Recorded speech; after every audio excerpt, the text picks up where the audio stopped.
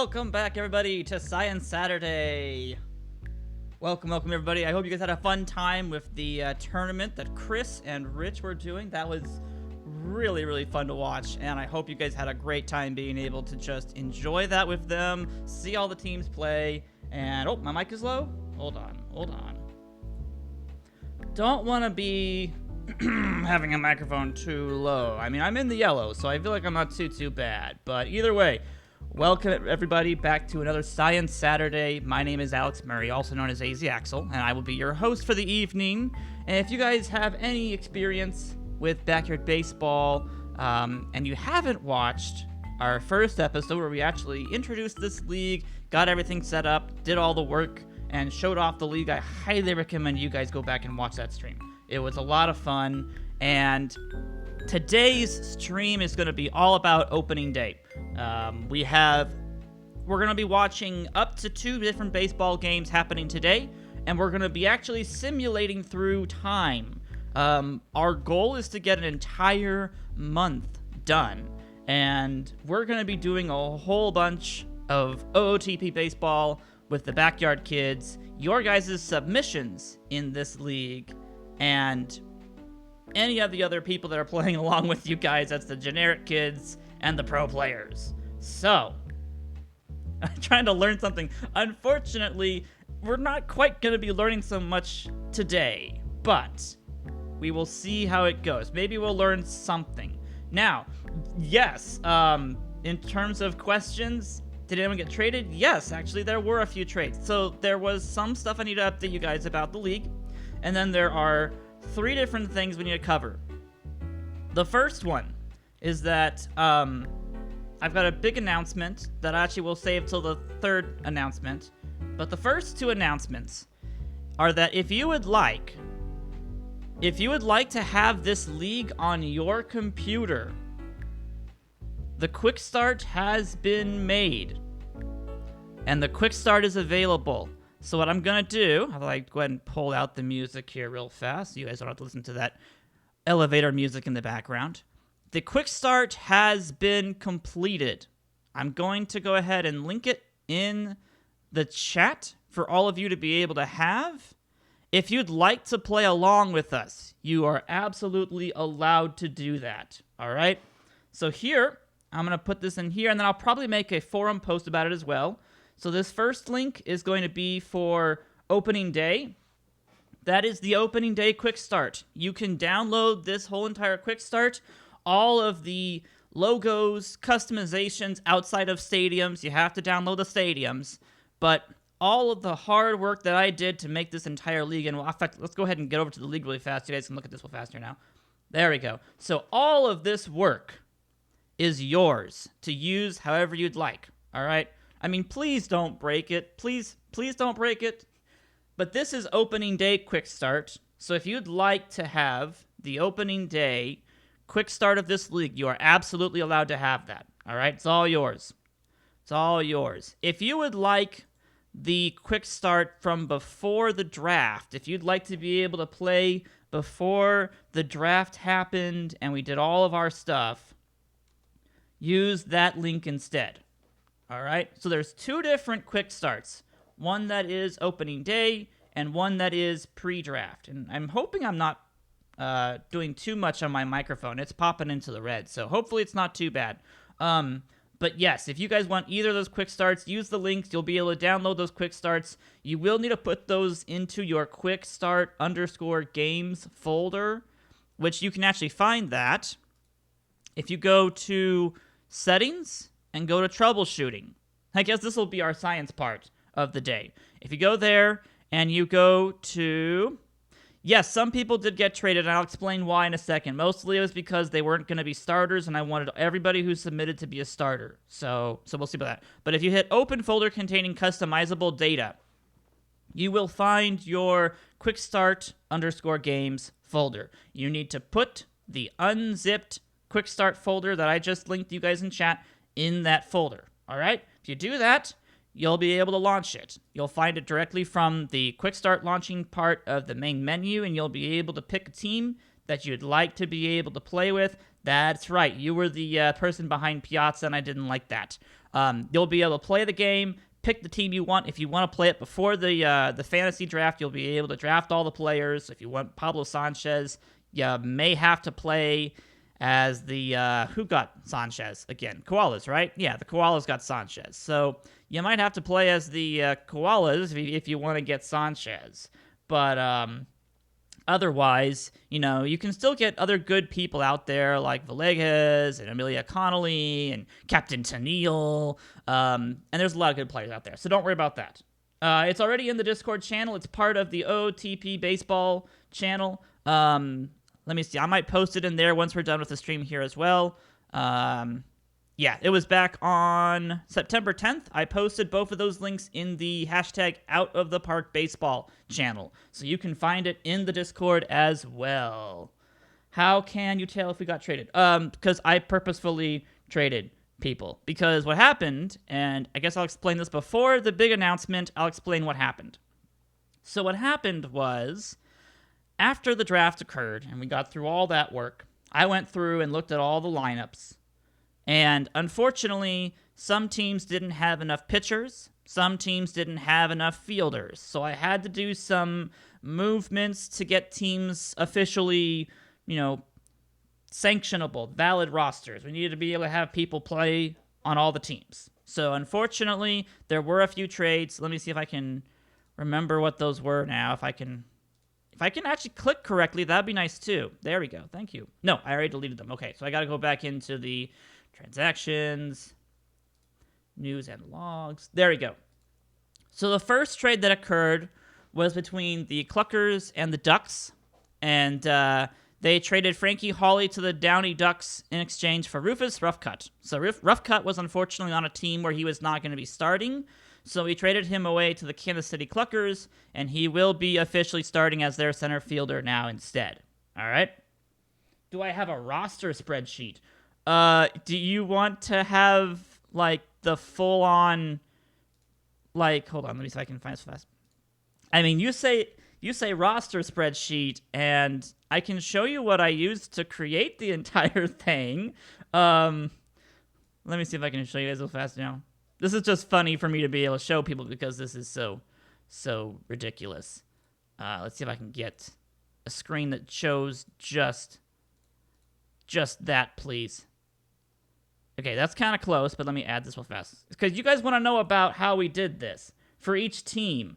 I mean, unfortunately, I don't have a roster of how they drafted. All I have is this.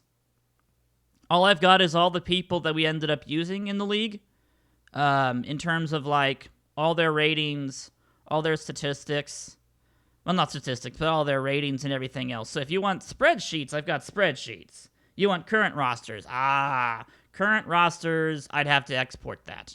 But maybe I will. Maybe I'll export the rosters down the road, and we'll see what we can do. So we had to do a couple different trades to make sure that stuff worked correctly.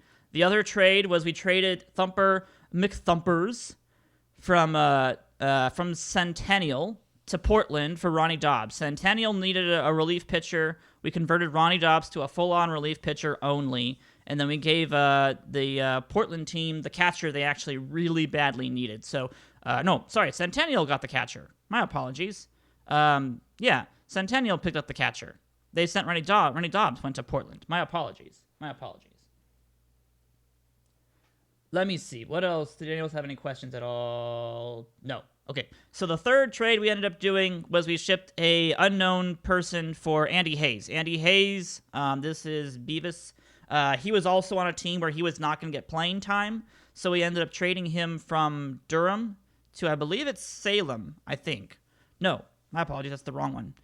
From Toronto to Coral Springs. So Hayes is now on Toronto. He was on Coral Springs. He was not going to get starting time, so we ended up trading him in that deal. And Morelli got some boosts to make the trade worthwhile, I think. No, it was the one up per trade. I tried to make sure that all of the trades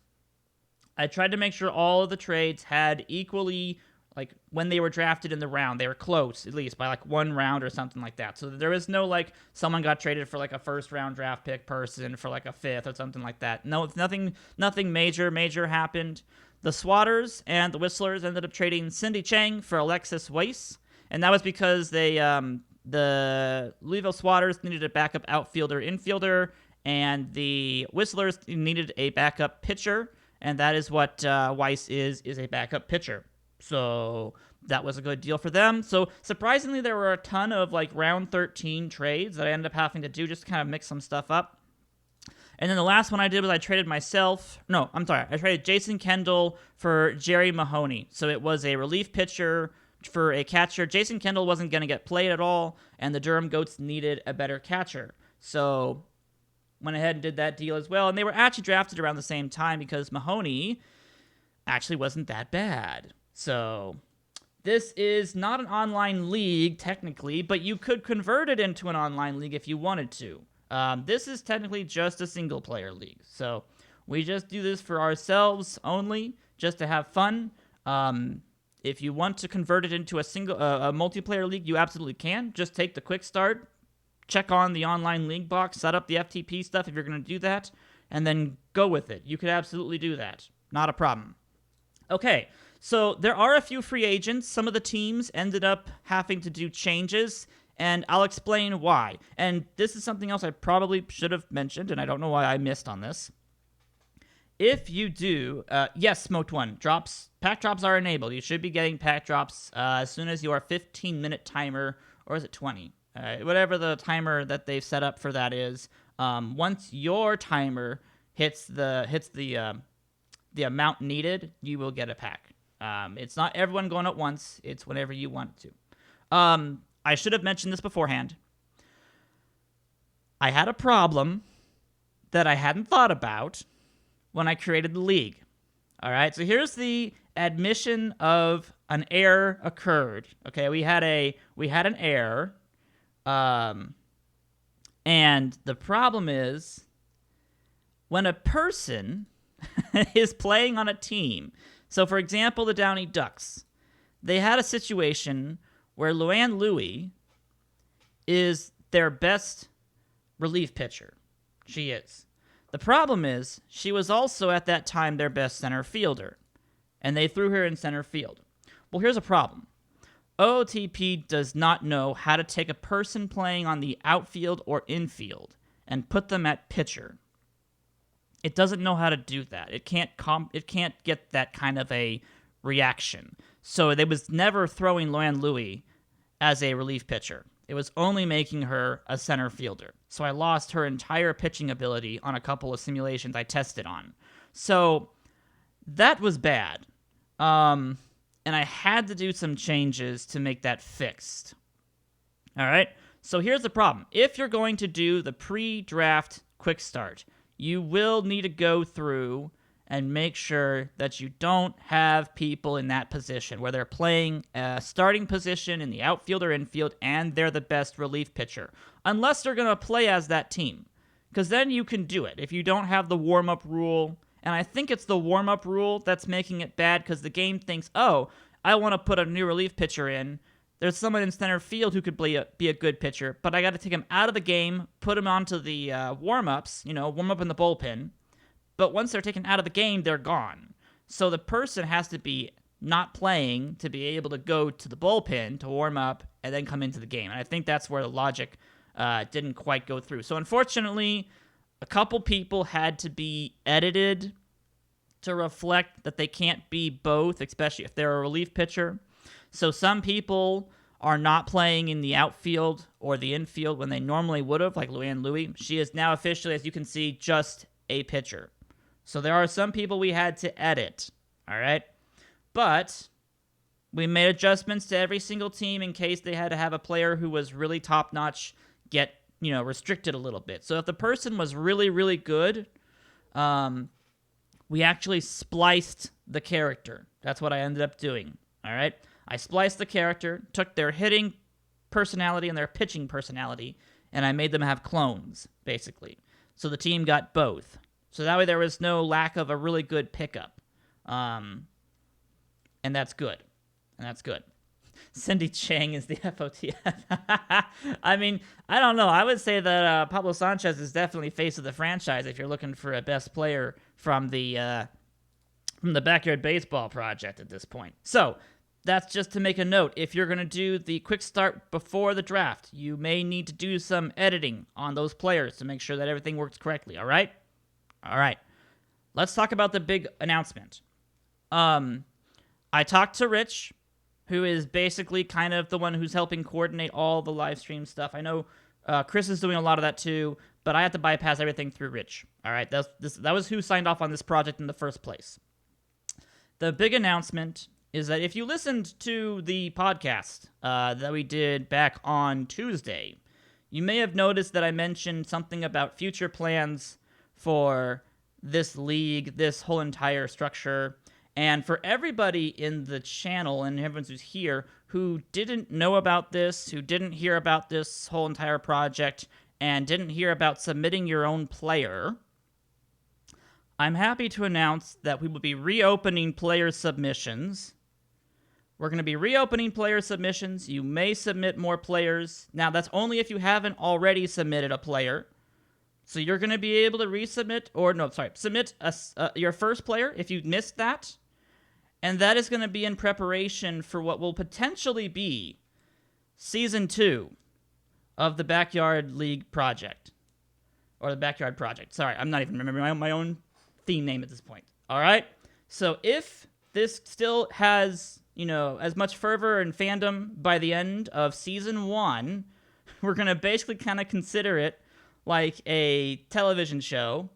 And we will be having Season 2. People will carry over to Season 2 exactly. We will basically redo the entire thing by basically adding teams to increase the player base. And then we will redo the fantasy draft. Everyone will redraft, and we'll do it all over again with different teams. Well, not different teams. We'll add teams, but with different rosters. So it'll be different rosters on the teams. You guys can have your own players added in if you missed it in the first time. Yep, exactly. That's actually something I've thought about Unsainted, is adding potential to allow people to add new stat points to their players if they wanted to.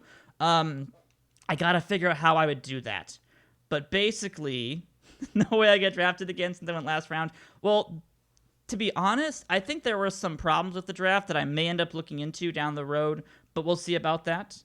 No, it would not be a total user league because technically more than 60% of the players in this league are either generic kids that Backyard Baseball had in their game, pro players that played in the Backyard Baseball game, or Backyard Baseball players. We would not do another 3-hour draft stream. We would do all of that in we would probably review the first 5 rounds and then simulate the rest. I'm sorry, but that's how we would probably end up doing that.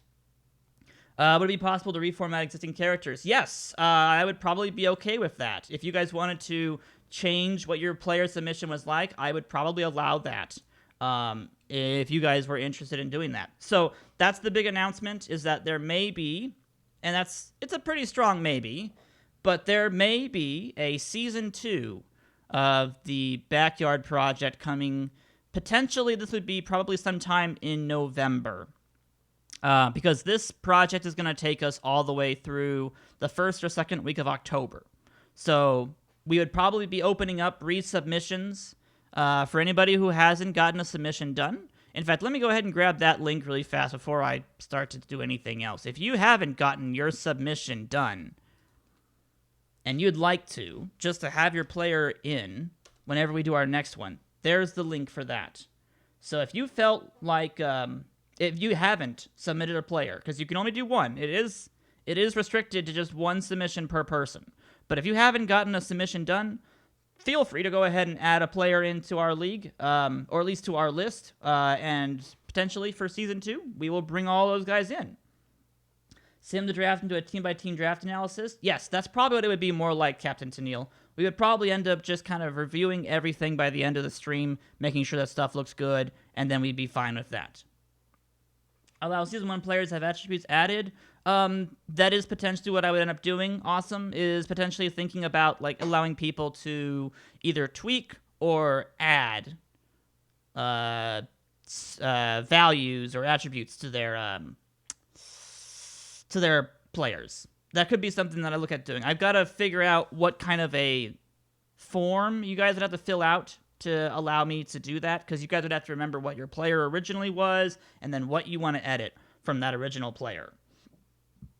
Players from this league get puck cards in Perfect Team. Oh gosh, I wish. Although I don't know, you guys may not want a player card if they're like, a 44 overall iron. I don't think you guys would like that. So anywho, I guess we should go ahead and review the teams, because like for some people who haven't seen what happened in the draft, we should probably review that before we head into our opening day. So let's review teams, shall we? The Mythics. Let's start with the Mythics. Their players revolve around Marcotte and Tetcher as their starting rotation. Isaac Drummond, Marky DuBois, and Eric Gagne make up their bullpen. Dan Druff is their catcher. Kevin Lewis is their first baseman. David Van Hout is their second baseman. Alex Rodriguez plays over at third. Andrew Fox is their shortstop. Alfonso Soriano plays left field. Judah Powers plays in center. And Eric Van Coln plays in right. And that is your Bismarck Mythics. That's how they drafted and then had to change. I don't think they actually changed any players, so that was kind of good. For the Centennial Squirrels, we have Christina Beatty as their starting pitcher alongside Betty Houston. Francis Bluer, Felicia Meyer, and Peter Levine end up making the rest of their bullpen. This is one team that had two people who got spliced, unfortunately. So we have Thumper McThumpers as the catcher for the Centennial Squirrels. Mike Fabic is the first baseman. Nicholas Brewer, that's the one person who got spliced. So Brewer, unfortunately, was a third-round draft pick with really good hitting, really good relief pitching, but she is the starting second baseman, so she never got used as a reliever, so had to make some changes there. So that is Nicholas Brewer playing second base. Simon Peter is the third baseman. Cal Ripken Jr. is their shortstop. Sophie Mayer, the other person who got spliced, is their left fielder. Gretchen Hasselhoff is actually playing center field, guys. This is how low some teams have to go, all right? Some people have to go this low to play a full team because we only have 13 players per team. That's what we have tried to keep each team to. So you're going to be playing some of your lower end players just to be able to field a team. So, yes. And Rory T is their backup center fielder, or is he playing right? Nope, they put Beatty out in right field. Oh, that's right. They put Beatty in right because she's a starting pitcher. RT plays center, Rory T. Mayer plays left, and then Hasselhoff is playing center whenever Beatty is starting on the mound. So Beatty will play, Hasselhoff will play probably half of her games in center field, and then half someplace else. There have to be standards here?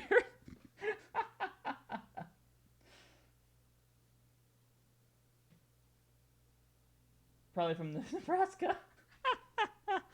Oh, good grief. What do you guys mean by lightsabers, though? I don't know what the lightsabers approach is for. Got average, below average defense, below average speed, probably same. But hitting stats off the charts. Yeah, if you did any of the major offensive first basemen, like I know Tim, you made a first baseman who's full on offense. Your defense and running is absolute. It's poor. Let's just say it's poor. So yeah.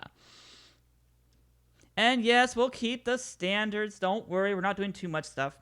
So this is the other team. This is the Coral Springs Manatees. They ended up picking up Randy Johnson in the first round. Ramona Bennett was the backup starting pitcher they have. Paco Kaufman, Isabel Morelli, and Dontrell Willis make up the rest of their bullpen at this point. Their catcher is Jose Meisenheimer. Gary Allen plays first base for them. Pee Wee McGee is their second baseman. Brooklyn Beatdown is their third baseman. Joe Slobotnik is their shortstop. Marty Cordova, Chico Pappas, and Larry Walker make up the outfield.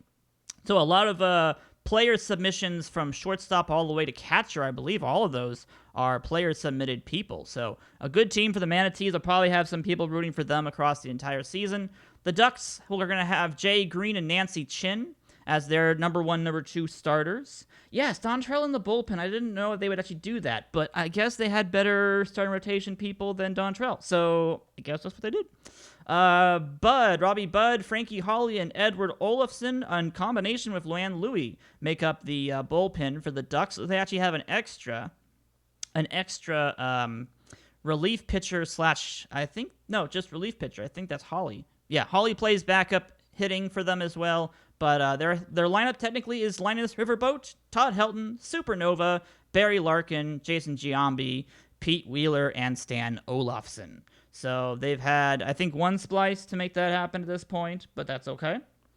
That's my dude. Yeah, everyone's going to see themselves here for a second. The Goats are going to be having TJ Lauerman and Angela Del Vecchio. So that'll be an interesting double duo for starting pitchers right about there. Esther French, Johnny Omar, Catherine Asher is their bullpen with Jason Kendall, Albert Pujols at the first and catcher positions. Debbie Nagasawa. I think this is just T. Richardson, yeah.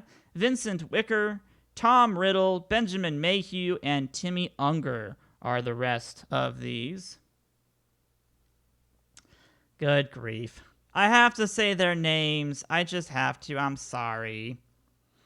The Apollos are going to have Pedro Martinez and Evan Screwball as their two starting pitchers. Yes, it's Tom Riddle, he who must not be named. I probably should just mention it as that, but basically we don't say the other name. We just say Tom Riddle.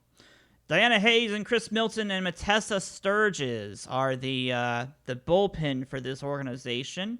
Peggy Heffernan, Richie Sexton, Wally Evans, Shovel Bryant, Tommy Pickles make up the infield for the Apollos, with Matilda Sturgis, Ken Griffey Jr., Ian Livett, and Sean Green as the outfield quad at this point. So they actually have an extra outfielder to patrol that place for them.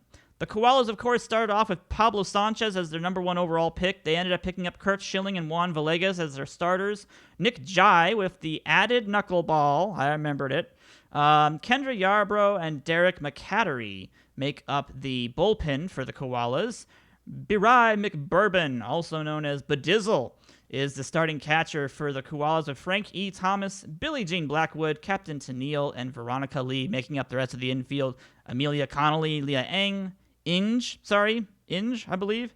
Pablo Sanchez and Jeremy Burnitz make up the rest of the outfield. Chris Jacob? Yeah. I mean, in the end, guys, there was no incorrect build. All right? Whatever you guys wanted, you guys got.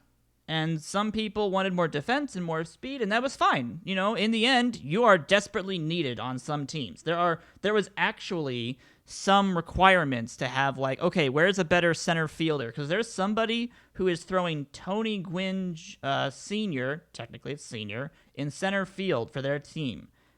Tony Gwynn is like a 40 rated center fielder. All right? So, to an extent, some people who had high defense were actually traded for because they needed it. Like, desperately needed it. So, you guys were valued. Don't get me wrong. Every single person was valuable, even if you thought your ratings were a little bit low. All right. The Cluckers have Todd Xavier and Bobby Bullgreen. I believe it's Bullgreen. Yvonne Carter, Andy Lambert, and Alan Holtzman are their backup, their bullpen. My apologies. One of those B words. The bullpen for the Cluckers: Will Nay, Jim Thome, Marty Big Fly, Biggie Beltray, and Kaz Cappy make up the infield. Stuart Sullivan, Rufus Roughcut, and Parker Colum will make up the outfield. And as you can see, they are having to throw Parker Colum a 33 defense in right field. So, gonna be some problems when you have to have a ball hit to right field at this point. So, hey, that's what happens. Outside of the Cluckers, we have the Robins, and they are going to be having Pico de Gallo and Grace Tipton as their starting pitchers. Linda Potter, Duderi Tikojo, and Sally Dobbs as their bullpen. Maya Woodruff, Jay Mills, Nick Lundstrom, Chipper Jones, and Chris Jacob are the infield people for the Robins. Greg Vaughn, Carlos Beltran, and Trent Sizemore are their outfielders. And that is the Robins. The Swatters have Shooter McGavin and Angelique Harding.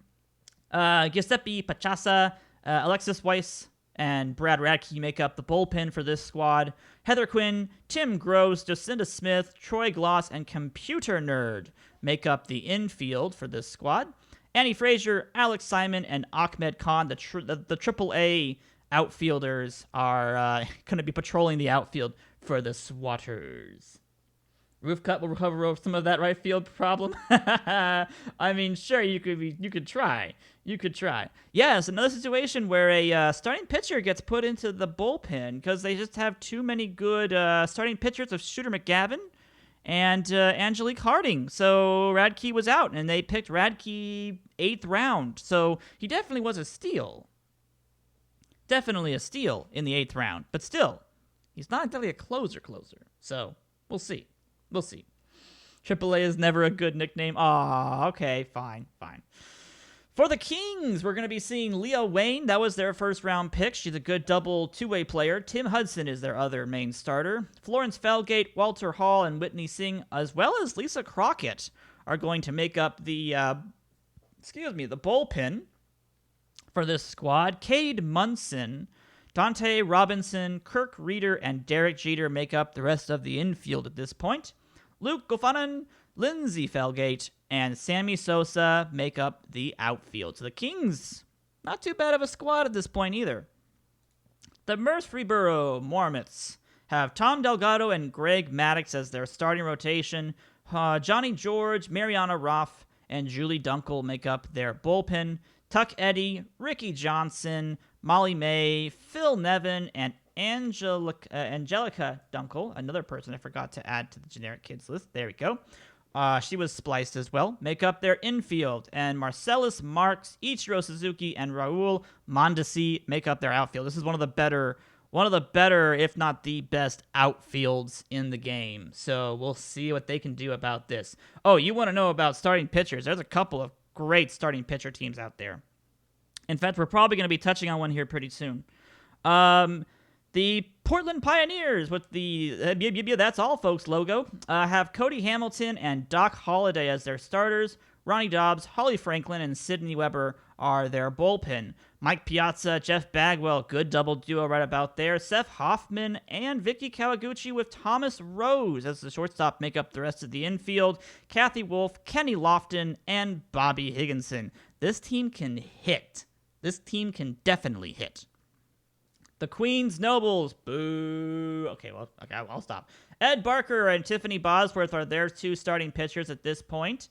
Chucky Flinder, Wing Kwan, and Amir Khan make up their bullpen, so interesting names right there. Mikey Thomas is at the behind-the-dish situation at this point. Eric LeBeau, Isosceles Triangle, Stephanie Morgan, and Bobby McCoy, I believe it's McCoy, make up the infield. Tanya Uchida, Reese Worthington, and Will Smith make up the outfield. There's the booze. That's what I was looking for. How often are the games? The games play, I'll take a quick second to answer that, Wednesdays and Sundays. So you get time to let your starting pitcher, kind of come back, but there's not enough time to go back-to-back with your same starting pitcher. And if you guys try that in your quick starts, lower the stamina, because the AI won't do it, but if you guys try, you might get away with it. So let me know if that's the case, and maybe you guys can increase the stamina or decrease the stamina for starting pitchers. But yeah, they're spaced out enough right now that the AI will not throw the same pitcher over and over again. They have to go to their second starter. The other one does not get... he's still fatigued by the time you reach the second game. So it's scheduled correctly. At least it is in the simulations for us here. The Salem Warlocks are going to have Amanda Hellerman and Kenny Kawaguchi as their two starting pitchers. Jerry Mahoney, Chrissy Mulligan, and Ernie Steele are going to be the bench or the bullpen for them. Arthur Dane, one of the best hitting catchers in the game at this point, is behind the dish with Mo Vaughn over at first base, Zenon Estrada, Tony Del Vecchio at third, and Alex Gonzalez is starting. Good grief, ladies and gentlemen, he is starting. Juan Gonzalez, Mathurin Gray, and Fred Benson make up the rest of the outfield for the Warlocks. They have an interesting team. We'll see how they do. The Toronto Giants had to have major changes to their team. They ended up having 6 outfielders. 6. And they had major problems with relief pitchers wanting to be hitters. So in the end, I ended up having to convert myself to a starter to make this work. Today is opening day. We're trying to go through this as fast as possible so we can get to opening day and show you guys all of the fun stuff. But on this team, of course, myself and Percy Pounder. Percy Pounder is the ace. I am the number 2 pitcher at this point. Here's what I ended up redoing myself to. I'm not great, but I'm going to be okay. I'm at least a number 2 pitcher.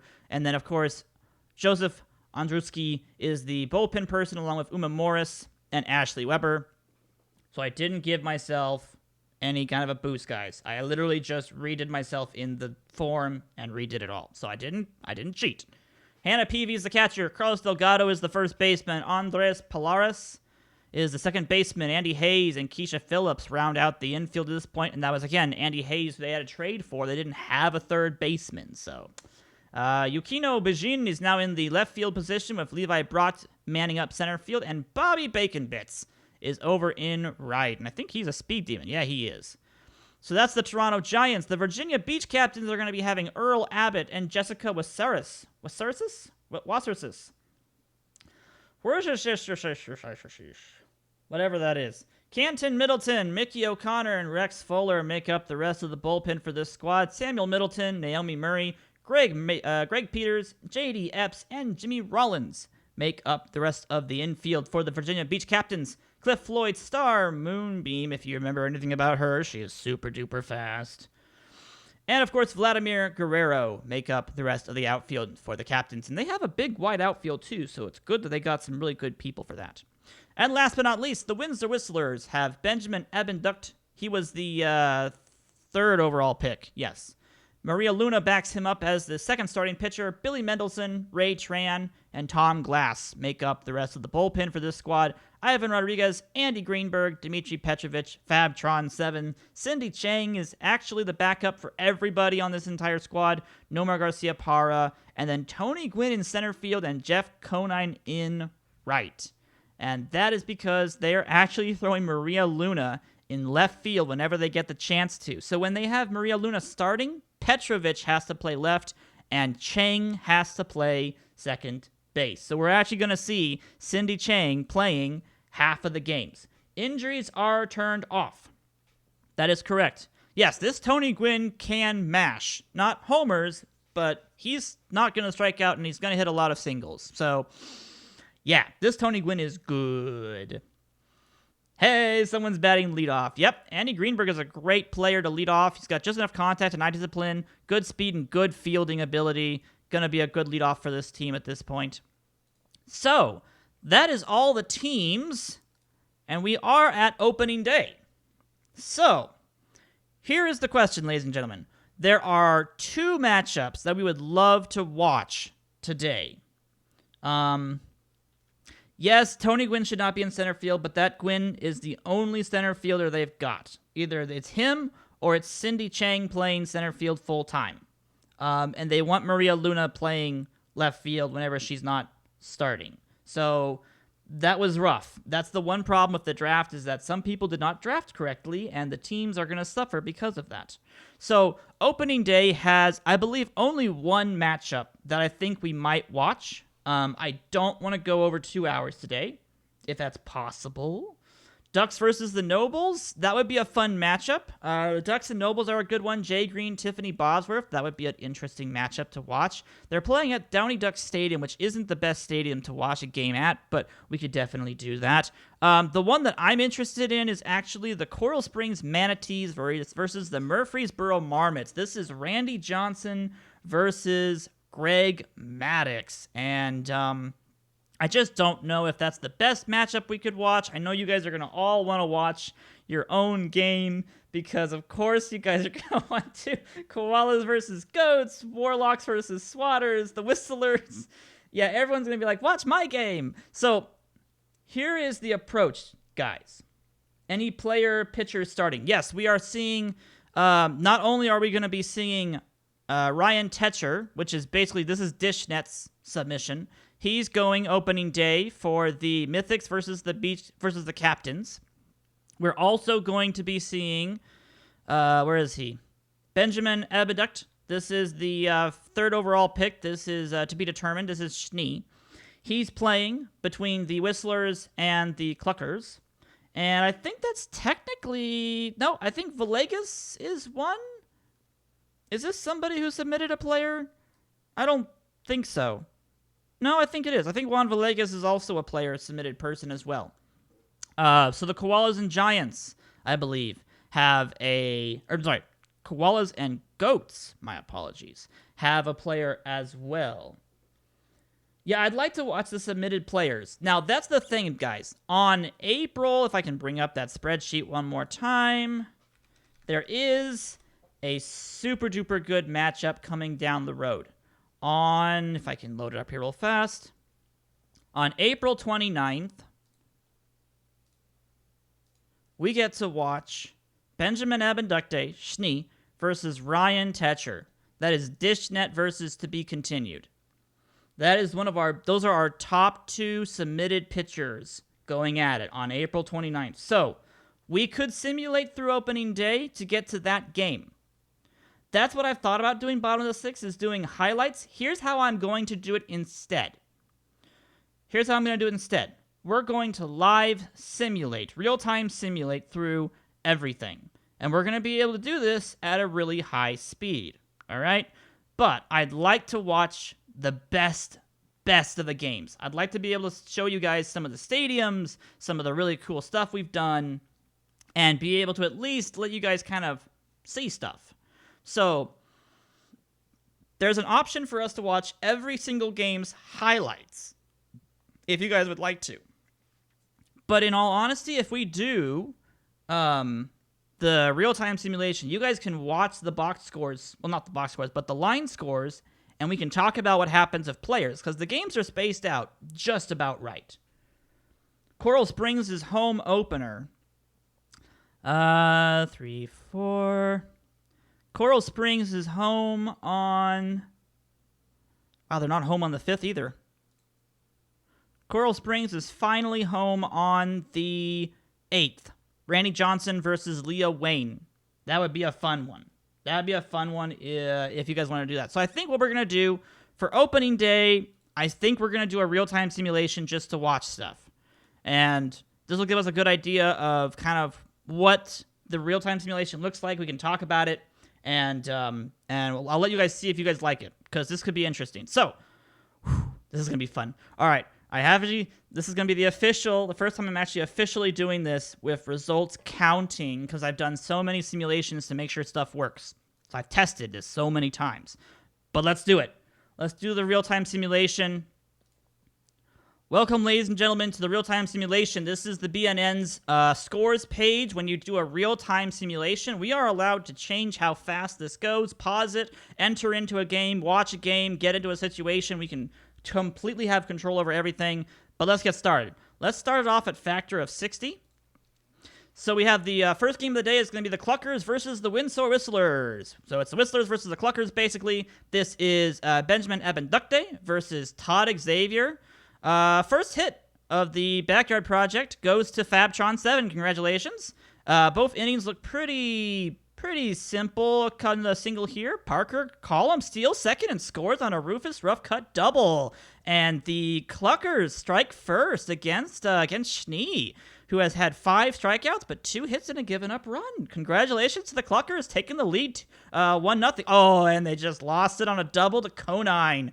Garcia Parra scores, and Maria Luna gets the fielder's choice ground out RBI, I believe.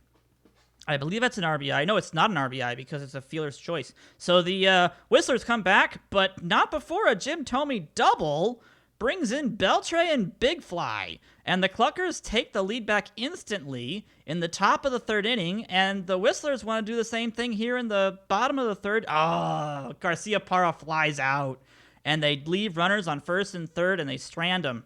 Schnee's looking much better here in the top of the 4th. He strikes out his 7th batter of the game. That knuckleball, massive changeup, curveball combination of Schnee is going to be really, really tough. The Windsor Whistlers can't get anything in the bottom of the 4th. We'll head to the 5th with the Cluckers leading 3-2. This is the first game of the year. I mean, you say high scoring, but we are now officially, 3 innings past any scoring situation? So definitely looking like a more common, more mundane game at this point, as Schnee strikes out number 9 for his day. Thome grounds out in the top of the 6th inning, and Parker Column is number 10. Schnee has struck out 10 batters through 6 innings, but he is losing right now, 3-2. The Windsor Whistlers are trying to come back. Oh, they got a walk to Conine, and a single to Maria Luna scores Fabtron, and a Dmitry Petrovich 3-run homer solidifies a 6-3 lead. Schnee can breathe easy finally. I don't know what just happened right there. Something about Kansas City, but I'm guessing it's some kind of a... I'm guessing it was an announcement of some kind that didn't happen. Andy Greenberg stole third base. Oh, but a double play for Garcia Parra takes away the chance to score more runs. That must be strikeouts, and it must just not be coming through. Yeah, 14 strikeouts for Abinducte as he has exited the 8th inning. 6-3. The lead is on for the Windsor Whistlers as our other two games will start at the same time. So as this game finishes up, Schnee gets the last 3 outs, and that is it. Benjamin Abinducte has a complete game, 4-hit, 3-run, 15 strikeout game. So we will move in from that one game with the best submitted player, best submitted pitcher. My apologies. I'd say the best submitted player is actually somebody else. But a 6-3 win for the Windsor Whistlers and Abinducte, who did a great job of bouncing back from a really rough second inning at this point. The Louisville Sluggers are taking on the Salem Warlocks, and the Queens Nobles are taking on the Downey Ducks. They're in the 3rd inning with no score in Downey, but the Louisville Slugger Field has seen a 1-run scoring double by Angelique Harding. That scored Simon Peter, I believe. There we go. A 2-run single for Todd Helton gets the Downey Ducks a 2-run lead, and then a single for Olofsson scores Jason Giambi, and they'll take a 3-0 lead as we go into the top of the 4th at Downey. In regards to the Salem-Louisville game, they are just not doing much. 2 hits for Salem, 4 hits for Louisville, and the score is only 1-0. Tiffany Bosworth gets the Queens on the board with a single scoring LeBeau. Frankie Hawley hits a homer for the Ducks, and they respond with a sacrifice fly as well. Pete Wheeler scores off of Giambi's sac fly. It's now 5-1. The Ducks are dominating behind Jay Green at this point. Salem scored on a double by Zenon Estrada. That was Gray who scored. They tied up the game in the 6th inning. So they'll enter the 7th tied 1-1 as the Ducks take it into the bottom of the 5th, and that's a single by Jay Green. Larkin scores for the Ducks. It's now 6-1. They've broken that game wide open at this point. As the game in Louisville is just not having any offense. That's Amanda Hellerman versus Angelique Harding, just having pitcher duels there, both getting close to 10 strikeouts. Oh yeah, I've got water here. Don't worry about that. Plus, I'll probably take a break halfway through because we're going to watch a full game. So, yeah. The Ducks just keep bringing the runs on as Jason Giambi has a solo home run. 2 RBIs for Jason Giambi. He's 1 for 2 for the evening. We're going to be looking at extra innings here for Louisville, guys. They haven't gotten anything started. Neither team has gotten a single run since, like, the 5th inning. And they've got 1 person down, 2 down, and extra innings, free baseball in Louisville. As the other games are going to get started here pretty soon, we see Centennial and Toronto have already begun. 4 runs instantly for the Centennial Squirrels. 3 runs for Salem. There we go. Salem gets 3 runs on an Alex Gonzalez single and a Mathurin Gray single. They're going to be looking to shut down Louisville now. Mahoney, going on 3 innings, gives up a single. Can they give up the tying run as well? They do! Radke, the pitcher, singles. Bases are loaded, and they ground out. Salem and Louisville do not want to finish playing baseball. Oh my gosh. The Ducks finally take down the Queens Nobles 7-3 as the Louisville Sluggers and Salem have continued to battle, each scoring 2 runs in the 11th inning, and there it was. It was a winning walk-off balk. Oh my gosh, that is fantastic. Louisville wins it on a balk by, I can only assume it was one of the lesser relief pitchers at this point. Toronto has brought it back. They are now down by 1 in the top of the 6th. It's 4-3. Centennial Squirrels with the lead so far. Oh my gosh. Walk-off balks are the worst, where you just literally just sit there and you're just like staring and you're like, did that really just happen? And it did. Bacon Bit strikes out swinging, unfortunately, and that'll end the bottom of the 6th inning. We head to the top of the 7th in the Sky Dome. As we start to see the Manatees and the Marmots are going to start playing. That's Randy Johnson versus, I believe that's Greg Maddux. Yes, it is. The Toronto Giants are still down by 1 in the bottom of the 7th inning. They've got a runner on second base, though. The Manatees take a 1-0 lead on the double by Gary Allen, and the Giants can't come through. They leave the runner on second base. Ooh, someone got caught stealing in Toronto. Congratulations. That would be Mikey Thomas and his arm coming through right there. Houston and Lansing have started up their game as well, and of course, the Koalas and the Goats are starting up their game as well. We'll head into the top of the 9th inning. It's still 4-3 Centennial. They'll be looking to close this game out as the Giants bring out Ashley Weber to try to keep this game close, and she does not. It's now 7-3 off of a single, a passed ball, a single, and now a walk as Thumper McThumpers grounds into a double play to end the inning, but Centennial scores, 4 runs in the top of the 4th inning, and they will win that game 8-3. Captain Tennille singles in his game between Kanata and Durham. They tie up the game there as it's now 1-1. The Manatees take a 3-0 lead over the Marmots, so Greg Maddux not having a good day so far. Oh, man. Not so good for them, unfortunately. We'll have to see if the Marmots can come back with some run scoring. Nope, and that's a triple for Gary Allen and a sacrifice fly for Jose Meisenheimer. And that's now making it 5-0 as, there we go. Oh, wow, there we go, indeed. A single for Tuck Eddy scores Suzuki, and a 2-run bomb for Marcellus Marks makes it a 5-3 ball game. Randy Johnson has struck out 9 people through 5 innings. Angela Del Vecchio has 11 strikeouts so far for her game. That's Durham versus Kanata.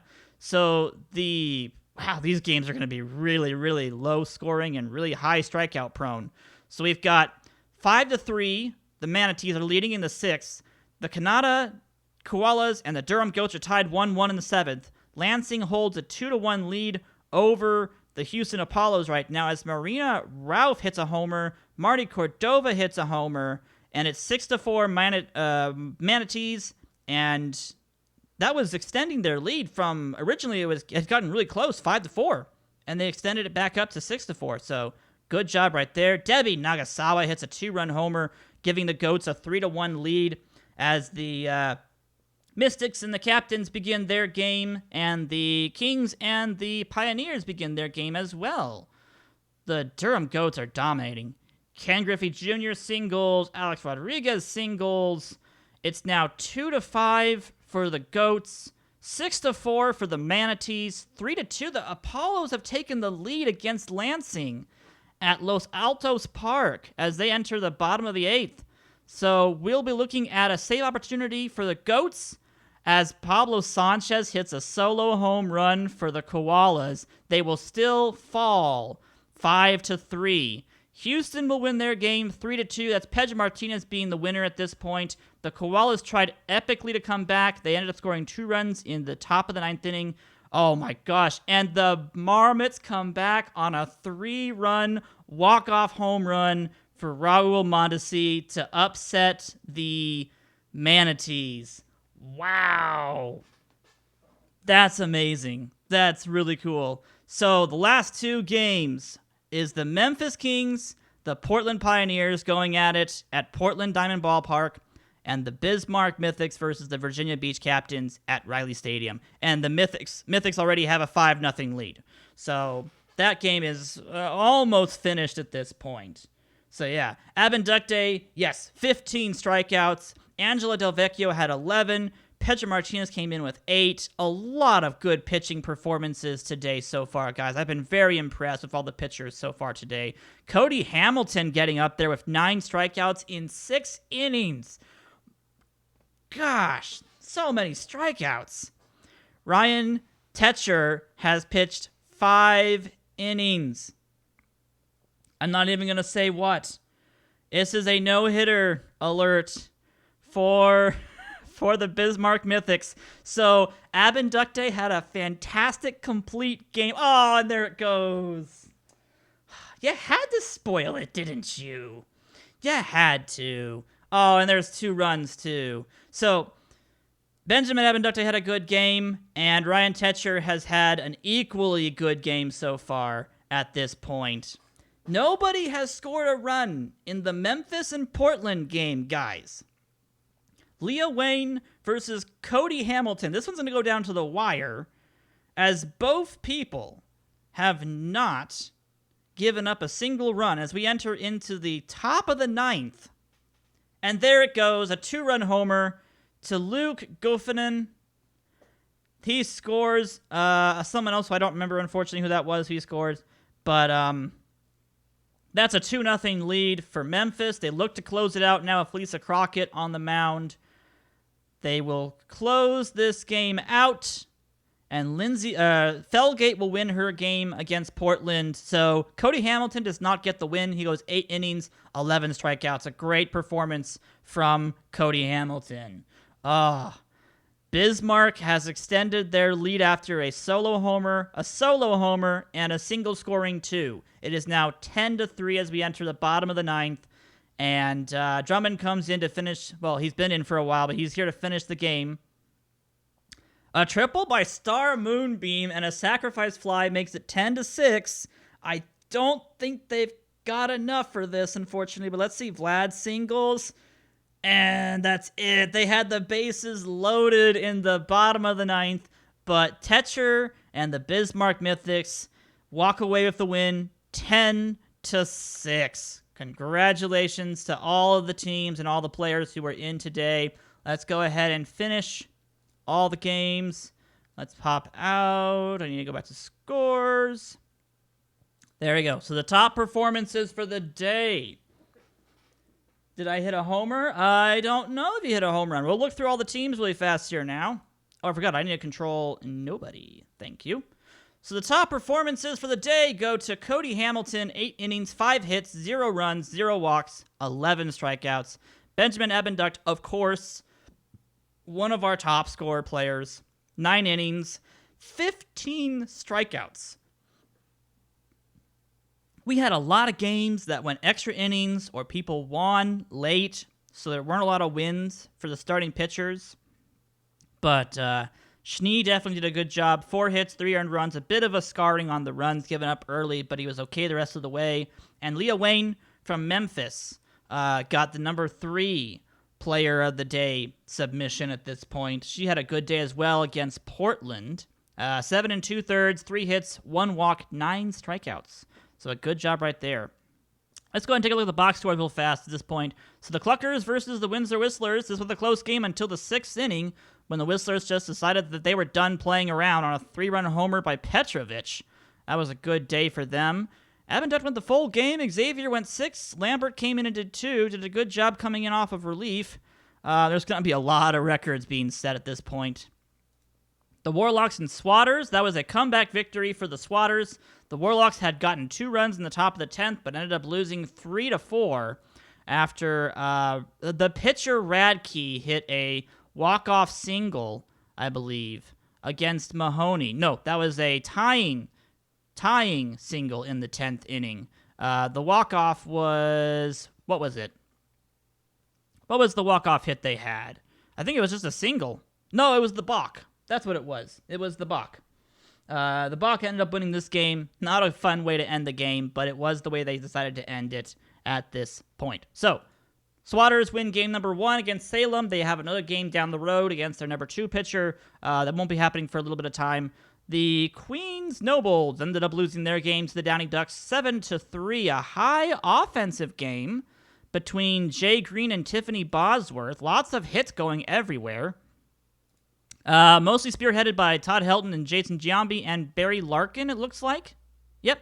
Pretty good game for the Downey Ducks. They had a lot of base runners.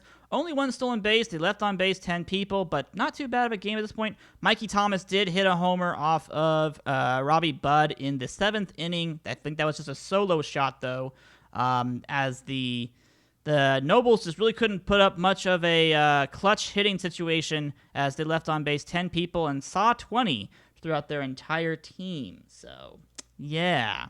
The Centennial Squirrels and the Toronto Giants, they had a pretty fun game. We're only going to do this for opening day, by the way. Okay, I'll do this for opening day, but that's going to be about it. Every single other game, we're going to just kind of breeze through. We'll look at them. We'll do the live simulation, but then we're going to pass on by. All right? Otherwise, we'll be here all day. So the Centennial Squirrels added on 4 extra runs in the top of the 9th inning to solidify their win over the Toronto Giants. The Giants just couldn't put up anything against Bluer and Mayer, who came in after Beatty. Pounder got roughed up, and Weber got really roughed up in the, that would have been the 9th inning at this point. So not a good day for the Giants, unfortunately. Hasselhoff actually did have a pretty decent day, going 2 for 4 as the starting center fielder for the Centennial Squirrels. So, hey, even if you're not that good of a player, you can still, do well at this point. Yeah, definitely the bottom part of the order. Hayes, Pilares. I mean, I don't expect much out of Pounder, but yeah, the top part did okay. Bottom part, not so good. So, yeah. Let's see. Manatees and the Marmots. So this was the walk-off 3-run homer for Raul Mondesi off of Dontrell Willis, making Johnny George the winner. So they had lots of stolen bases on the side of Coral Springs, so the Manatees had all the opportunities they needed. Both teams left on base 9 people, but homers to Marty Cordova, Marcellus Marks, Raul Mondesi, and Mariana Ralph. So lots of homers for the Marmots as they were home, but they do win their home game with the walk-off. So nicely done right about there for that squad. That prevented Randy Johnson from getting the win, and it also prevented Greg Maddux from getting the loss. So not bad. They even had somebody thrown out at home. They threw out May. They threw out Molly May at home plate. My apologies. So that was a fun game right there. The Koalas and the Goats. So the Koalas tried to come back. They ended up losing the game 5-3. 2-run home runs to Nagasawa and Richardson doomed them, unfortunately. So that was on Villegas for the 2 home runs. One of them was actually unearned, but Del Vecchio did a great job in her 6 innings pitched, 11 strikeouts, 4 hits, and 1 earned run. Both teams leaving a lot of people on base still at this point, but that's kind of what I'm expecting at this point. Yeah, lots of great pitchers are going to have rough starts. That's just how it's going to be for a little bit as you face off against some of the better teams. They'll get better. Don't worry. They'll get better. The Robins and Apollos. Let's try it again. This was the game. The Apollos came back in the bottom of the 7th with the Ken Griffey Jr. run-scoring single and the Sturgis run-scoring single against Linda Potter. So that was a fun game to kind of observe as well. So the Apollos came back to win their home opener at Los Altos Stadium, giving Pedro Martinez the win. Milton got the hold, and Sturgis got the save. So good job right there. No hits for Tom Riddle. Oh. Was he on the other team? I don't remember where Tom Riddle played for. I think he was on the last team, unfortunately. But yeah, good day for the Houston pitching staff as Pedro Martinez and the rest of the squad did a really good job of keeping this game close. Oh, Green threw out Beltran at home. That's nice. Good to be able to get people thrown out at home whenever you can do that. Memphis Kings versus the Portland Pioneers. This lasted all the way till the 9th inning. Neither team wanted to score any runs, and then we had the 2-run homer for Lou Gofanan. Gofanan. And that broke the 0-0 tie in the 9th inning against Sidney Weber. So Cody Hamilton had a good day. Leo Wayne had a really good day. But in the end, the Memphis Kings come out on top, winning 2-0. That was a 3-hitter, by the way, against Portland Pioneers. So we'll have to see what they can do about that offense. They got to get some runs on the board for most of their games at this point. Yeah. That's right. Pablo Sanchez had a solo home run for the Cananta Koalas. That was his first of the season, so a good start for him. The last game of the day was the Mythics versus the Beach Captains. The Beach Captains did leave the bases loaded in the bottom of the 9th inning after the Star Moonbeam triple that scored 2. but they couldn't capitalize on a weak Isaac Drummond as Gagne came in and got the rest of the inning under control and got the helped secure the win for Ryan Tetcher. So Tetcher was doing well till he hit the I think the 6th and 7th inning. So he was doing okay. He had 8 strikeouts, 6 innings pitched. He was doing much better than Earl Abbott was, at least. But in the end, he had to make way for Isaac Drummond to keep on in the game. They did a good enough job. They caught Vlad Guerrero stealing, so that's interesting. Drummond hit homer, Andrew Fox hit a homer, and Kevin Lewis hit a home run. Now, is that that's the relief pitcher, Isaac Drummond? He hit a home run? Wow. Okay. I guess he did. So they brought the relief pitcher Isaac Drummond in, and he actually hit a solo homer. Yeah, solo home run to the pitcher. That's not the way to do it, guys. Not the way to do it. So that was opening day, ladies and gentlemen, for the Backyard Project. Let's go ahead and advance. We've got a lot of stuff to cover, a lot of ground to cover today. So some pretty good performances, mostly just, announcements that people hit achievements, milestones, which of course they're going to do anyways. But a good day overall for a lot of people. So let's continue. Up until game number 2 for all of the teams. And we will do this again, because we've got to go all the way until April 29th. Secret pitch hitter? Yeah, that's their secret pinch hitter at that point. So anybody important today who was throwing? TJ Lauerman against Tim Hudson. We've got Tom Delgado versus Kenny Kawaguchi. I'm throwing against Ed Barker. That's the Queens versus the Toronto Giants. A lot of 0-1 teams playing against 0-1 teams, 1-0 teams playing against 1-0 teams. So we're gonna see a lot of splits here. It looks like teams who lost the first game probably gonna win the second game, or at least have a shot at winning the second game. Let's see, anybody else important? Nancy Chin's playing against Evan Screwball. Betty Houston against Wasarsis. Holiday and Bull Green going against each other. Pico de Gallo versus Maria Luna. So let's go ahead and get started on this. Do it again. And we have the Virginia Beach Captains and the Centennial Squirrels starting us off. Portland and Kansas City are going to be happening next. And then we'll be looking at Louisville versus Bismarck. So interesting matchups. Yes, if you create a player today, there is, if we do a Season 2, your player will be entered into Season 2. That's how it will work. Yes.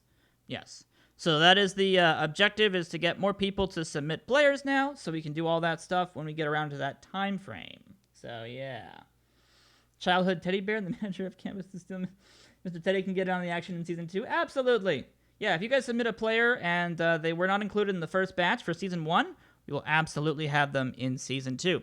All right, so Cliff Floyd starts off the day for scoring with a solo home run in the top of the 3rd, I believe. That's all we've had so far. As it looks like Betty Houston and Jessica Wasarsis are actually doing a really good job of keeping both teams quiet. These are, by the way, number 2 pitchers. Number 2 pitchers at this point. Going at it here on April 5th. This is a Sunday. So this is our first Sunday games going at it here. So we're into the 5th inning, and it's just a 1-0 game. Single for McThumpers. Flies out, and they single in McThumpers. Rory T singles in McThumpers. Nicely done. Just tie up that ball game, 1-1. Double for J.D. Epps. Double for Wasarsis. And a Seth Hoffman 2-home run. Wow, the Portland team is going crazy. A 3-run homer for Mike Piazza, solo homer for Seth Hoffman, and the Virginia Beach Captains doubled in with Wasarsis in the top of the 6th to take a 3-1 lead. So Portland's leading 4-0 over the Cluckers. That's going to be a fun one. That's a first inning 4-run tally. That's great. As Jintomi singles in Kaz Cappy. They've got runners on first and second, but they strike out. Centennial Squirrels have a chance to score a run, and they will. Rory T singles McThumpers in again. That's the 2nd time they've done that. And it's only a 3-2 ball game as they enter into the top of the 8th inning, trying to keep the Captains at bay. Runner on first base, runner on second base. That's Star Moonbeam. She's going to steal a lot if they're not careful. Greg Peters will single in Moonbeam, and it's 4-2 entering the bottom of the 8th for the Centennial Squirrels. They are losing. They are down. They've got runners on second and third, though. They got a chance here. Bases loaded. They walk Cal Ripken Jr. to score a run. Myers strikes out. McThumper strikes out. And they leave the bases loaded. Oh my gosh. That is not the way you want to see that go through, unfortunately. Not the way you want to see that go through. Oh, that's a big oof right there. That's the big oof. Yes, and they will eventually win that game. Centennial Squirrels had the bases loaded in the bottom of the 8th, but they will end up losing 4-3 to the Virginia Beach Captains. Great performance from Jessica Wersursis.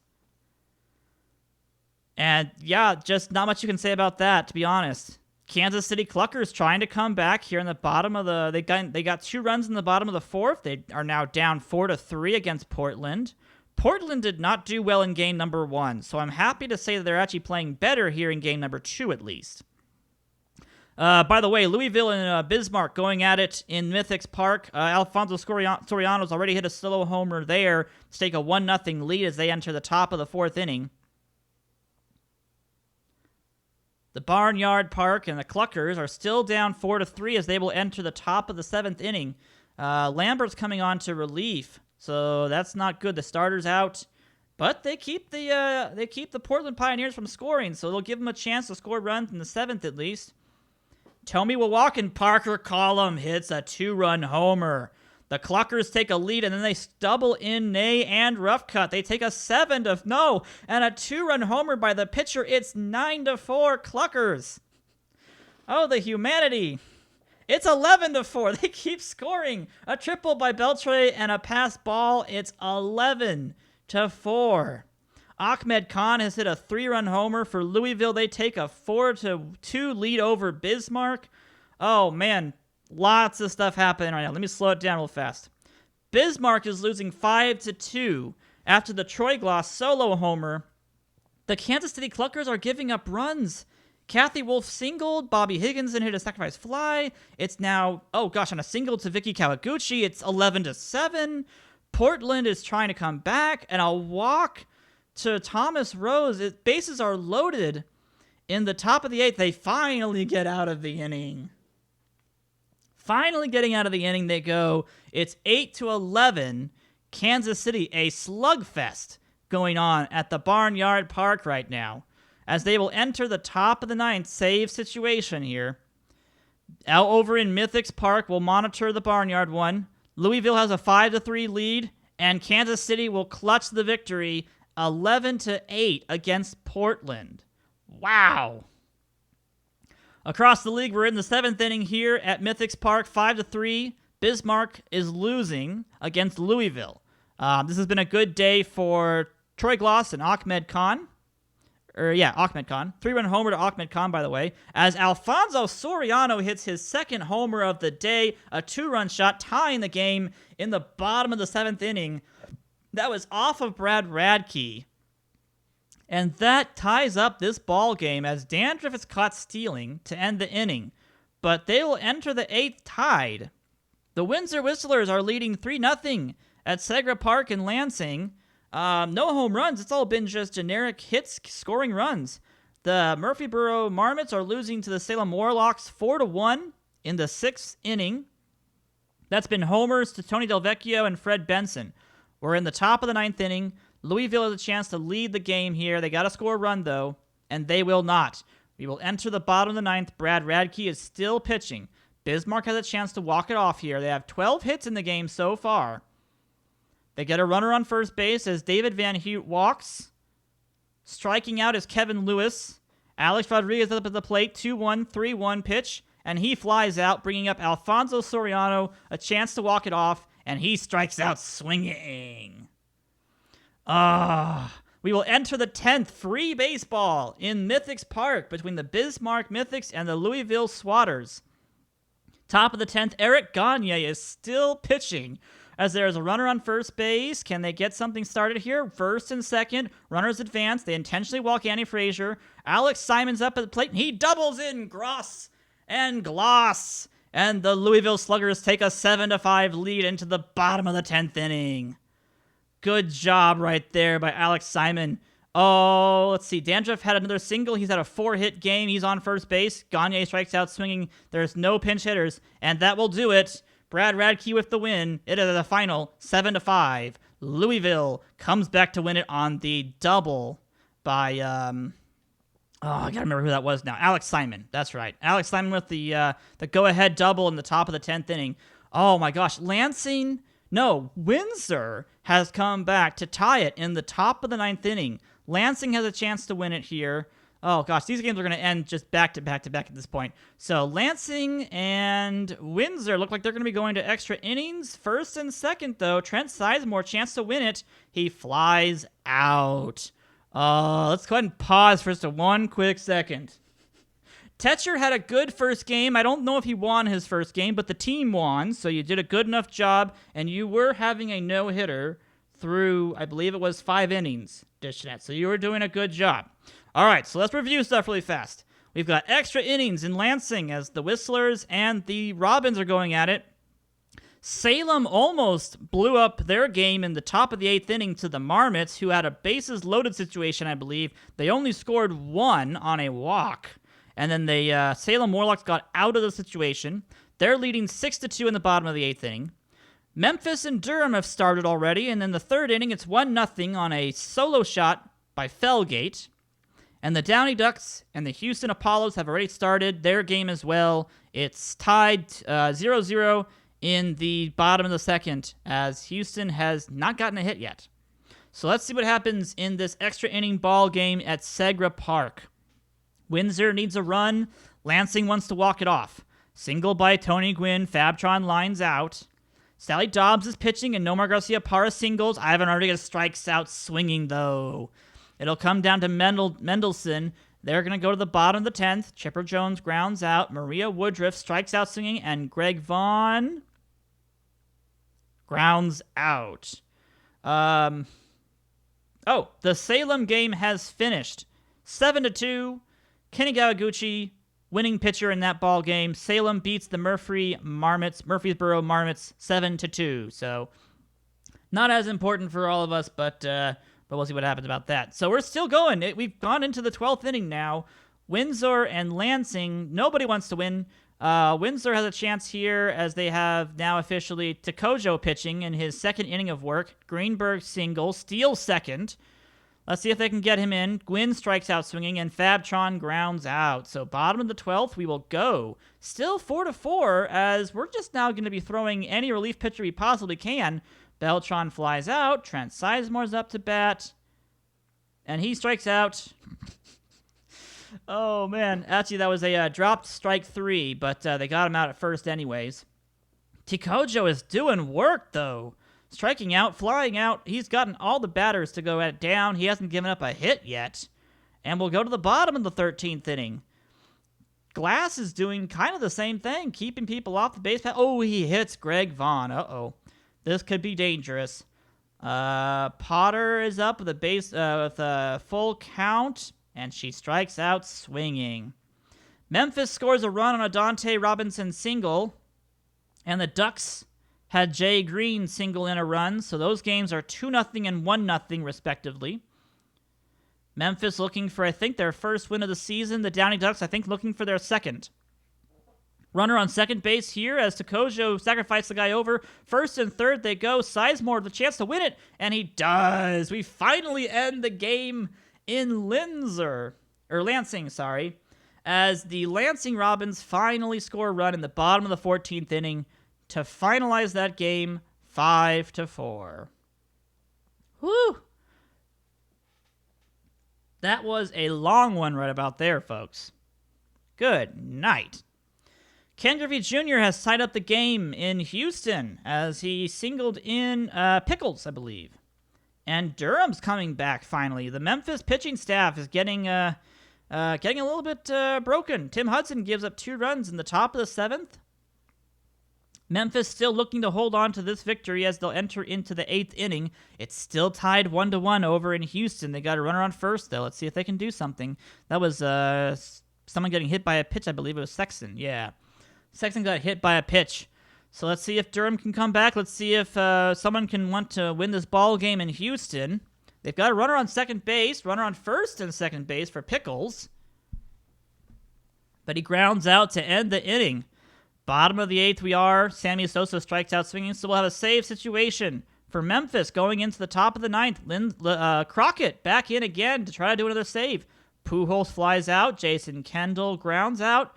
And T. Richardson, he strikes out, I believe. So that's it. Memphis will win 4-2 over Durham. Ken Griffey Jr. hits a 3-run homer to break the 1-1 tie, and Pecky Heffernan adds a solo shot. It's now 5-1. The Houston Apollos have taken a 5-1 lead here in the bottom of the 8th inning. Good job. Good job right there.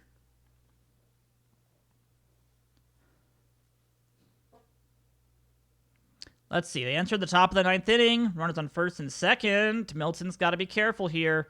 Giambi strikes out looking. Larkin walks, and they have Todd Helton with the bases loaded. This is not a good situation. Oh, they get out of it. That was the last person you wanted up at the bat at that point. These playing times are a little bit off, but okay, sure.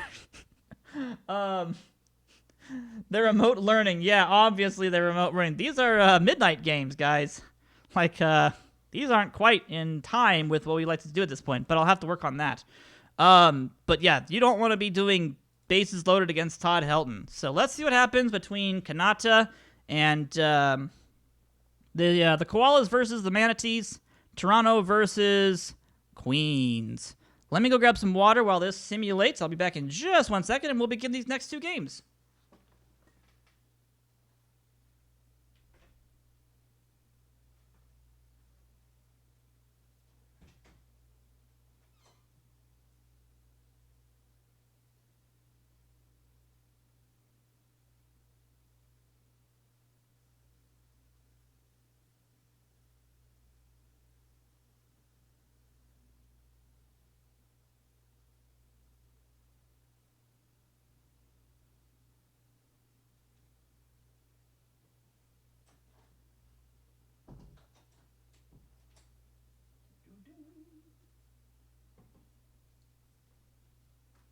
There we go, just in time. All right, we begin our games here at Jackie Robinson Field and Duchess Stadium. Couple miles from me, people are saying stuff. Let's see. For proper reasoning not found. Yeah, midnight game in New York. No understanding about why that's the case.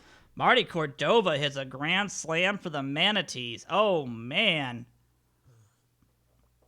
The Koalas do respond with a single, scoring in Lee, so it's a 4-1 ball game.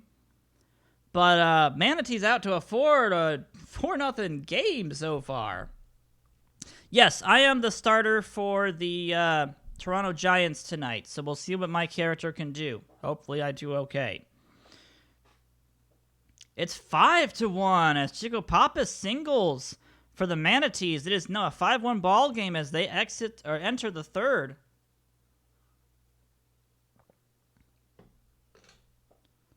Pretty good job so far by the Manatees to keep the Kanata Koalas at bay. This is the team again that's got Pablo Sanchez. He walks, so they got a runner on first, but they can't. Oh, they picked him off at first base. Oh man, that's rough. The Giants have got a runner on first in the second as Andy Hayes was walked. Fielder choice for Polares. They got a chance to score a run here, but they will not. The Giants had an opportunity to be able to score some runs, but they couldn't get it through, unfortunately. We're still the same positions, 5-1. Oh, nope, there we go. Queens have scored their first run on a double by Bobby McCoy. It is 1-0 Queens. It's still 5-1 as we enter the bottom of the 5th inning. In Kanata, though. 5-1. They've got runners on first and third, though. Chance to score for the Koalas. There's the runs they wanted. Ground out, fielder's choice, but an RBI, still a run scored, and it's 5-2. But not the runs they wanted, unfortunately. I hit you with a pitch you demand a formal apologies. My apologies. My apologies. I'm sorry. I'm actually going on my 7th inning at this point. I don't know why. But I went through 7, so that's cool. Oh, Pablo Sanchez has hit another solo home run. Nicely done. That's number 2 of the season for Pablo Sanchez. Frank Thomas answers with another solo homer. And the Koalas. The Koalas are coming back in the bottom of the 6th inning. Solo homers to Thomas and Sanchez. Brings them within 1, but they can't get anything more. So I end up going 7 innings, 1 run. That's not bad. I'll take that. I'll take that any day. Hopefully my Toronto Giants team can actually get some runs to back us up a little bit. Pablo has hit another solo home run, as does Captain Tennille, and the Koalas take a 6-5 lead. Wow. And the Queens-Toronto game ends 1-0. I get the loss on a very quality start. That's kind of sad. It is 6-5 as we enter the top of the 9th inning. The Manatees are down. They need a run to tie this at this point. Larry Walker grounds out, Coppin grounds out, and Pee Wee McGee can't get it done. That is your games for April 5th, Saturday. The Koalas win, thanks in part mostly to Pablo Sanchez, hitting 2 solo home runs. Good job by the Koalas offense of coming back and winning that game. The Manatees had this game under wraps after the 1st and 2nd inning, but they couldn't add anything on, and they lose it after being the majority winner of this game.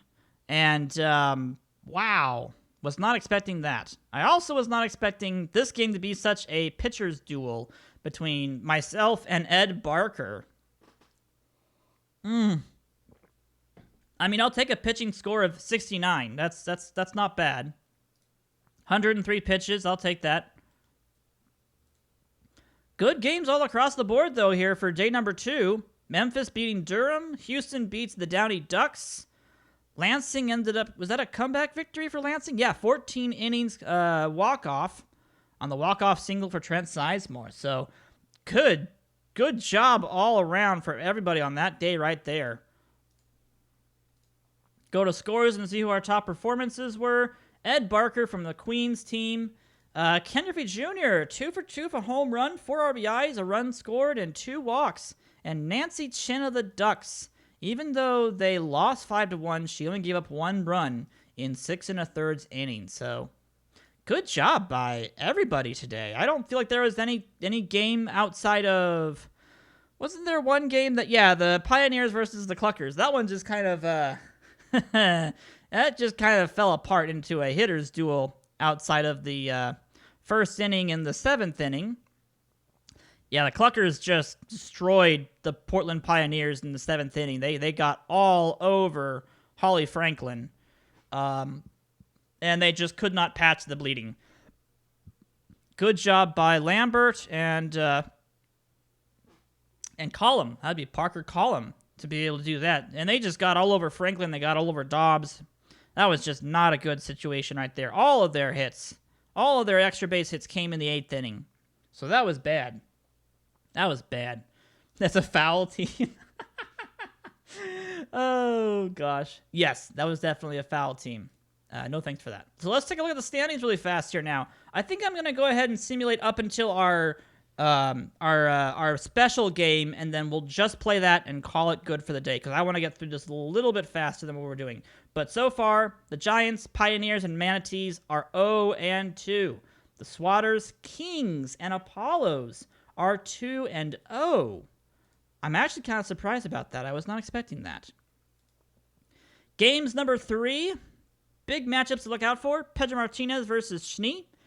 Dishnet's going up against Greg Maddux. That's the 1-1 Marmots versus the 1-1 Mythics.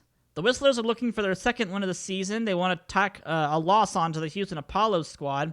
Ooh, Randy Johnson versus Leah Wayne. The Coral Spring Manatees are still looking for their first win of the season. And we'll see Percy Pounder versus Jay Green. I don't think that the Giants are going to win that game, unfortunately. The Queens Nobles and Virginia Beach Captains are going at it. I have absolutely no care who wins that game. Angela Del Vecchio and Todd Xavier go for the Cluckers and Goats. That'll be fun. We'll have a 2-1 team at that point. The Swatters have Harding going up against Christina Beatty of the Squirrels. That'll be a fun game to see what happens there. And then Portland looks to take their first win as they are home against Lansing. So let's go ahead and take a look. I'm just going to simulate this one. I want to see what happens all the games today, because otherwise we'll be here all day, unfortunately. Mikey Thomas has a great day, but the Queens Nobles lose 9-8. Oh, man, they scored 4 runs in the top of the 8th inning. They just could not get it done. Coral Springs does get their first win of the season, beating the Memphis Kings 7-5. So that's a 2-0 team losing to an 0-2 team. Villegas and the Koalas keep their winning record, or their winning ways, as they take down Salem 4-0. No homers to Pablo, unfortunately, but a good day overall for their squad. Portland won 4-3, their first win of the season. Congratulations at this point. Good job, good job. Louisville Swatters did win their game 2-1 on a walk-off. Was this a walk-off home run? Walk-off single by Pachasa against the Centennial Squirrels. Again, Coral Springs won 7-5. Good day right there for them. The Durham Goats lost to the Cluckers 9-2. Homers to Bullgreen, Lambert, and Tomey. Nagasawa added her second one, but they got all over Del Vecchio today, unfortunately. Rough day for her. The Giants lost 3-2 against the Downey Ducks. That's kind of what I expected it to look like. Jay Green was player of the day. Good job on the offense, on the pitching staff for the Downey Ducks. They moved 2-1, and the Toronto Giants are the only 0-3 ball club. The Whistlers lost. Oh, man. Pedro Martinez outduels Schnee. That's a big upset right about there. Pedro Martinez goes to 2-0 at 2.45 ERA as he manages the... we didn't get player of the day. Okay, interesting. But, wow. Windsor Whistlers go to 1-2, and I think the Houston Apollos are the only 3-0 team now. Nope, the Swatters are also 3-0. So, Houston and Louisville. That's going to be a fun matchup one of these days. The Captains won 9-8 over the Nobles, who had Mikey Thomas having a 2-homer day. That's his 3rd homer of the season. Raul Mondesi, did he walk him off again? No. Okay, good. I was about to say, if you walked off your team again in the bottom of the 9th inning. So Dishnet did a good job, even though he got 4 runs, 7 strikeouts, 6 1/3 inning. But his pitching staff behind him couldn't keep it together, and they lose on a walk-off to the Marmots, who have walked off both of their winning games. Both of their games have been walk-offs. So that's interesting. Looking at standings at this point, we have, of course, the Apollos and Swatters 3-0, the Toronto Giants 0-3, and a bunch of 1-2 and 2-1 teams in the middle. Ken Griffey Jr. is having a good season so far. Pablo Sanchez, Mikey Thomas up there in the homers categories right now. Zenon Estrada batting .615. 3 hits, 2 hits, 3 hits. Lots of singles for Zenon Estrada. Wow. 1 home run to go along with it as well. And we'll go ahead and advance to the next day. And we'll see what happens for game number 4 for everybody at this point.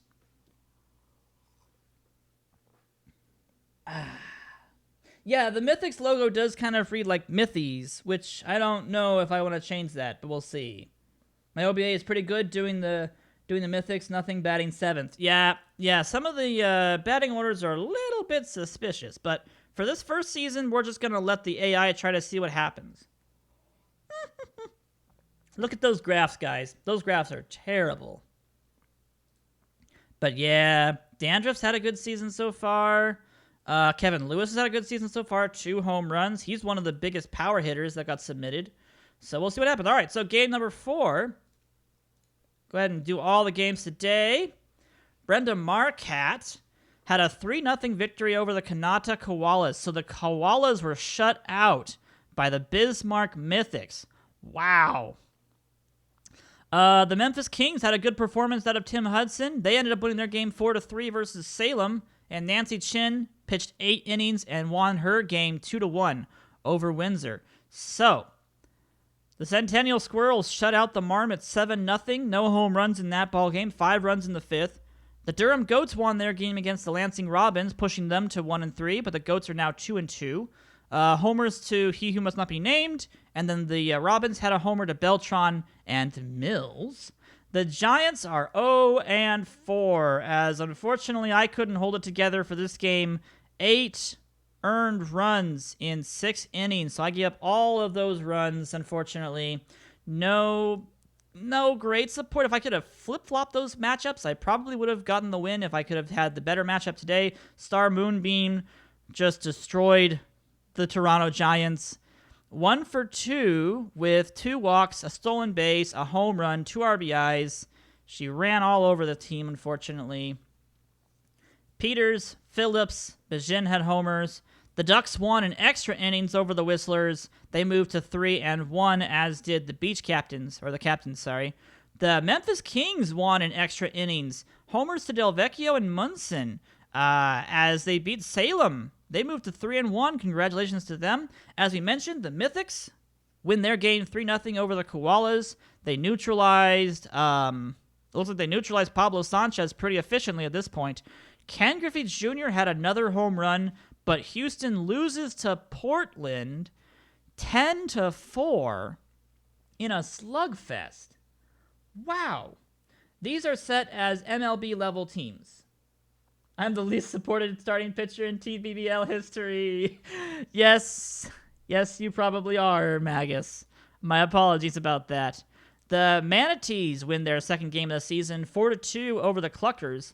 Meisenheimer had 2 home runs, and Cordova had his 3rd of the season. Mikey Thomas had his 4th homer, as the Queens Nobles did finally take down the undefeated Louisville Swatters, who are now 3-1. So we have no lossless, or we don't have a team that has been undefeated. However, we do have a team that hasn't won. So, ouch. Let's just say ouch.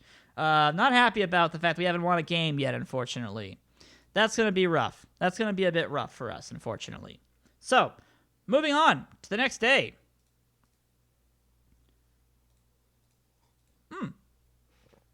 Sanchez got Player of the Week. He ended up going 4 for 8, 3 home runs, 3 RBIs, and 3 runs scored. Villegas did a great job of taking down Salem. Griffey hit number 400. And Jason Giambi got Player of the Week award for his Ducks. He had 7 hits and 9 at-bats, no homers, 1 RBI, but a good performance from Jason Giambi, bringing his batting average up to 500. Nicely done. So for today, we're going to be seeing the Louisville Swatters versus the Toronto Giants. We're not winning this game, guys. I'm sorry. That's just not happening. I don't think we're going to beat the Swatters. The Koalas are up against the Squirrels. Whistlers against the Portland Pioneers. Queens Nobles versus the Marmots. A lot of teams are 2-2. Mythics versus the Kings. Robins versus the Manatees. Cluckers versus the Warlocks. Ooh, we actually have a 3-1 versus 3-1 game. The Ducks and Captains going at it. Ooh, that'll be fun. And the Apollos versus the Durham Goats. Let's see what happens. And, we won! We won! Yes! Yes. 2-1. Louisville Swatters get outpitched by Percy Pounder. And the Toronto Giants offense comes alive just enough in the 6th inning to finally get them their first victory of the season. Congratulations to us. Schnee with the Whistlers had the best performance of the day as he held the Portland Pioneers to 0 runs. 3 hits, 13 strikeouts. Benjamin Abenduct, I'm going to keep calling him incorrectly, shuts out the Portland Pioneers. Homers in that game went to Fabtron, Gwynn Sr., Conine, Garcia Parra, and Maria Luna. So a good job right there. Yes, Toronto has won a game, finally. The Marmots won their game 5-2 on a comeback in the 8th inning. Raul Mondesi hits his third homer of the season to help them win that game against the Queens Nobles. The Koalas lose their game. They only had a homer by Billie Jean Blackwood in the fourth inning as the Squirrels behind Beatty just completely destroy them 6-1. Sean Green had a good day. He had a double, a homer, 5 RBIs, and 2 runs scored. Percy Pounder of the Giants had player of the day number 3. The Mythics won their game against the Memphis Kings 5-3. A good job by Dishnet. He gets his second win of the season. Homers to Alfonso Soriano and Luke Gofanen. You outpitched Leo Wayne, which is a good accomplishment, going 6 innings, 2 runs, 9 strikeouts. A good performance by Dishnet. Good job right there. The Cluckers needed extra innings, but they did top the Salem Warlocks 4-1. I kind of hoped the Warlocks would have won that, but okay, sure. The Cluckers moved to 3-2. Lambert hit his third homer of the season, and the Apollos behind Pedro Martinez defeated Angela Del Vecchio. Pedro Martinez himself hitting a solo or a home run at this point behind Sean Green. Pujols was one of the solo homer hitters for the Durham Goats. The Houston Apollos moved to 4-1, and they will be joined by Jay Green and the Downey Ducks, who had to do a comeback victory in the 8th inning to win the ball game against the Virginia Beach Captains. Pete Wheeler hit a homer, I'm assuming in the either first inning or the 4th inning or 8th inning, I believe. But Jay Green moves to 3-0 with a 1.71 ERA. That's pretty good, guys. That's pretty good. So that's an interesting way to end that week at that point. We're moving into Sunday, and we'll be having a couple different matchups. Let's review standings really fast. So we have 2 teams at 4-1. That's the Ducks and the Apollos. We have 3 teams at 1-4. That's the Warlocks, the Robins, and the Giants. So today, we're going to be looking at seeing... Okay, so we are going to have 2 of the 1-4 teams playing against each other. That's going to be Kenny Kawaguchi and Pico de Gallo going for Salem and Lansing. Where are they? Where's our team? The Giants are going up against the Murfreesboro Marmots. That's going to be Delgado versus Alex Murray. We'll have the Kings and Squirrels, 3-2 teams going at it. The Manatees take on the Apollos. Nice. The Nobles are taking on the Koalas. That'll be a fun game to see if Pablo Sanchez gets more homers there. The Goats take on the Whistlers. Both teams are 2-3. That's Maria Luna versus TJ Lauerman. The Ducks are up against the Pioneers. That's interesting. The Pioneers are all or nothing. They either hit a lot of homers or they hit nothing. So this will be an interesting game for Nancy Chin and the Downey Ducks to see if they can keep moving forward. The Swatters and the Captains are going at it. They're 3-2. And then, of course, the last 2 teams, of course, we mentioned the Warlocks and Robins are both 1-4. Chance for either team to finally get out of the bottom basement. And then the Bismarck Mythics are taking on the Kansas City Cluckers at Barnyard Park. That's Marquette versus Bull Green. So let's go ahead and take a look at these games. Let's see how it goes. So the Mythics had a pretty good day, guys. Homers to Alex Rodriguez, Kevin Lewis, Alex Fox. They win their game 16-2. You know, just a pretty nice butt whooping at 16-2. Andrew Fox, player of the day for the entire day. Maya Woodruff, 2 for 4, 2 home runs in the 6-2 victory for Lansing. So the Lansing Robins took down the Salem Warlocks 6-2. Woodruff had 2 homers. And then Fabic going 4 for 4 with a double and a home run in his game against Memphis. Wow. But yeah, the Mythics just taking it to the Cluckers, unfortunately. The Ducks did win their game 3-1. That moves them to a 5-1 record at this point. The Louisville Swatters lost their game to the Virginia Beach Captains. Homers to Ann Frazier didn't do enough, as Rollins, Guerrero, and Wasarsis ended up helping them win that game 11-7. The Whistlers lost their game to the Goats. The Goats will move to 3-3. Pujols hit his second homer of the season, and the Koalas lost their game as Mikey Thomas and Barker of the Queens Nobles won 4-1. His 5th homer of the season for Mikey Thomas. He definitely has the slugging power to be able to do that. There's Fabic.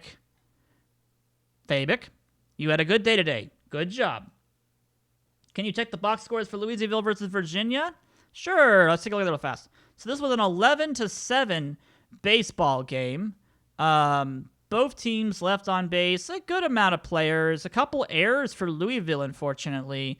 Not a lot of hits. It must have been a lot of... only 10 hits, 2 walks. But the homer to Frazier was mostly the only extra base hit they had all game.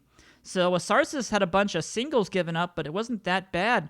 Shooter McGavin did not have a good day, though. Not a good day for McGavin, giving up a couple of home runs. Vlad Guerrero, Rollins, and Wasarsis. That was a total of 4 runs right there. Third stolen base for Star Moonbeam. First of the ones this season for Naomi. Not a bad day for both teams, but not a good day for both teams, unfortunately. So... we'll see about that. All right, moving on down the list, we have Memphis Kings losing to the Centennial Squirrels, who moved to 4-2. So that was the game Fabic was in. Good job from him right there. Felgate had her second homer of the season. Sosa had his first of the season. Gofanin had his third homer of the season. Congratulations to Luke. That was Hudson losing and Houston winning. The Coral Springs Manatees lost to the Houston Apollos. The Houston Apollos moved to 5-1, keeping on pace with the Downey Ducks as they take down the Manatees, even though the Manatees had homers by Pappas and Meisenheimer. The Apollos got homers from Sean Green and Ken Griffey Jr. Screwball had a decent enough day after he got past the first 2 innings, and Bennett couldn't get past. I don't think she got past much more than the 4th inning with those 5 runs giving up.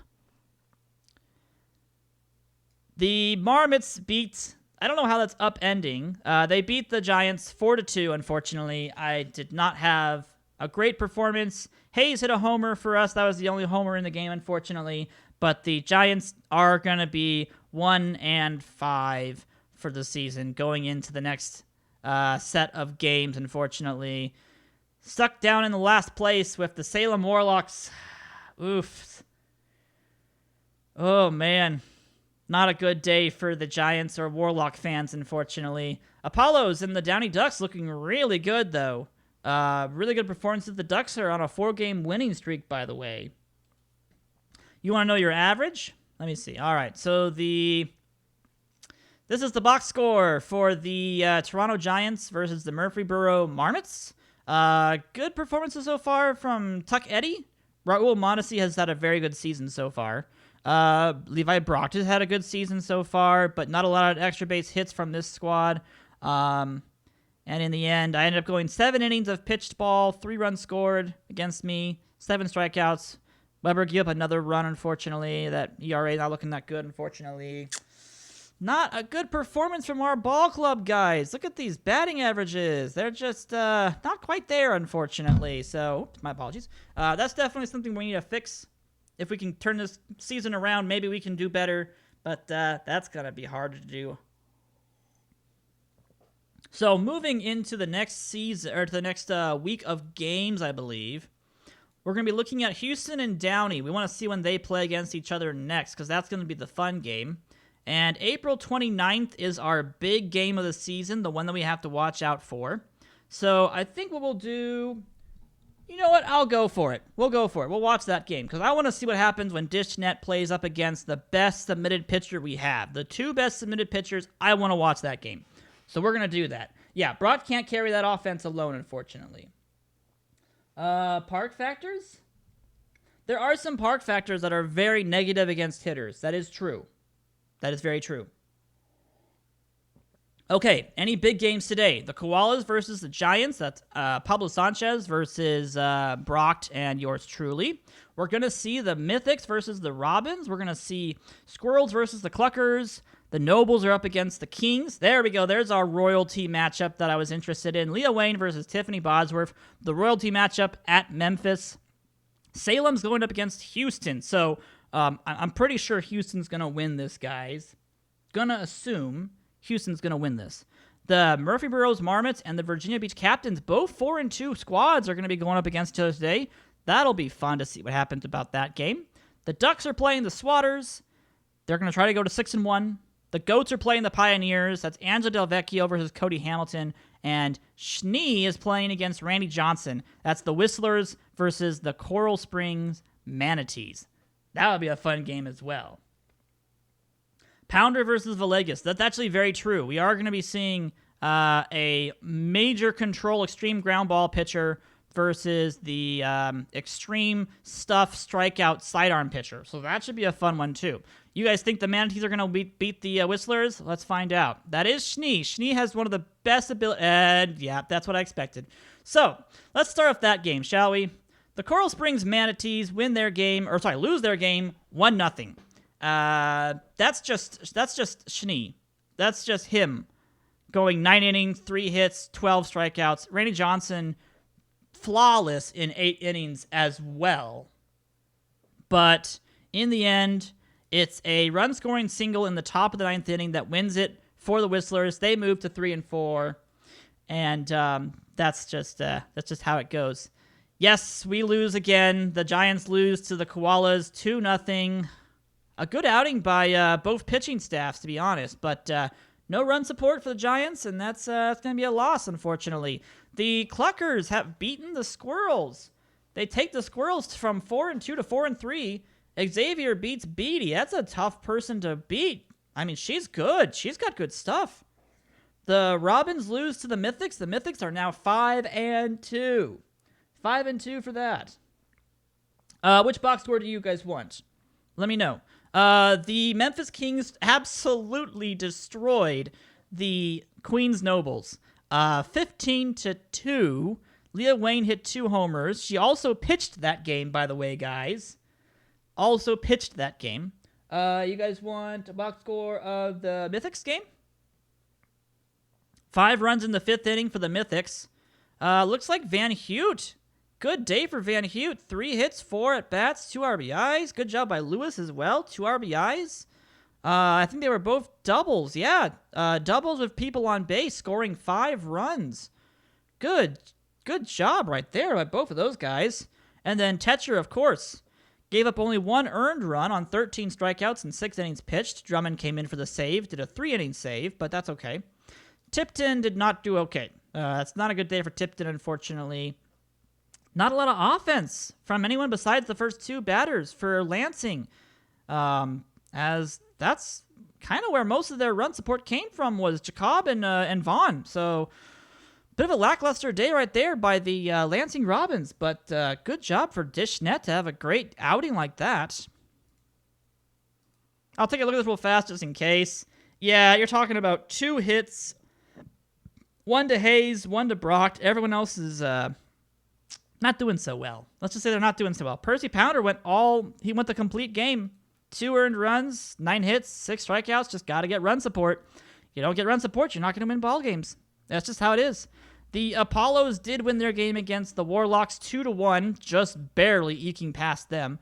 The Beach Captains and Abbott beat Greg Maddox 6-2. Homers to Floyd and Peters there. By the way, Shovel O'Brien had his 3rd homer of the season, so that's impressive as well. The Goats won their games 5-1 against the Pioneers. So the Pioneers continue to just kind of not do very well. Pujols had his 3rd homer of the day. Delvecchio finally had a good performance and is doing a good job. I know, Vijin. We're all trying our best. We're all trying our best at this point. The Manatees lost to the Whistlers. We talked about that game already, to be honest. And the Downey Ducks beat their rivalry against Louisville Swatters 3-2. That was Jay Green having a good outing against Angelique Harding. So the standings as of the 22nd look like this. The Apollos and Ducks are 6-1. The Warlocks and Toronto Giants are 1-6. We have 2 teams 2-5. A couple teams that are 3-4.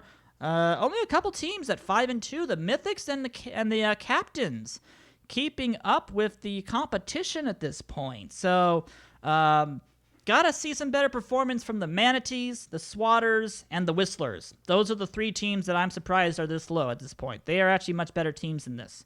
For pitching-wise, Ed Barker has the best ERA after 3 games started. We actually need to go through 1 more game, so let's actually first do that. This will be the last week we simulate, and then we'll play 1 game and end the stream. So today's games are going to be the number 2 starting pitchers. So we have Memphis versus Toronto, Centennial versus Lansing, Louisville versus Murfreesboro, Downey versus Durham, Canada versus Virginia Beach. Houston is going against the Mythics, 6-1 versus 5-2. Screwball versus Marquette. We're also going to see, of course, today the Manatees versus the Pioneers, Holiday and Bennett, the Warlocks versus the Whistlers. That should be an interesting matchup. Maria Luna versus Kenny Kawaguchi. And then we'll have the Barker Queen Nobles and the Kansas City Cluckers with Bull Green going off as well. So this is the best ERA pitcher right now, Ed Barker, 0.81 ERA. So let's see if the I don't know, man. I don't think we're gonna beat the Kings either. I'd have to have a really, really impressive day and good backup offensive support. I don't think we're going to do it, but let's find out. Personally, I'm more interested if the Mythics can take down the Apollos. That would be the bigger game that I want to see. They do not. The Apollos will advance to 7-1 as the Mythics lose 5-3. The Canada Koalas, though, behind the 4th homer of Paulo Sanchez, couple homers to Thomas and Burnitz, will go to 4-3. They'll win their game 4-3. So the Koalas are 4-4, and the Virginia Beach Captains dropped to 5-3. So both of our 5-2 teams have dropped. We scored runs. Yes, we did. The Toronto Giants win their game 7-4. It wasn't a victory for yours truly, but at the same time, I'm okay with that. Hayes was player of the day. Keisha Phillips had homers. Felgate and Munson had home runs. I don't think I went past 5 innings. No, I did. I got 6 innings, 4 earned runs, 7 strikeouts, 2 homers given up.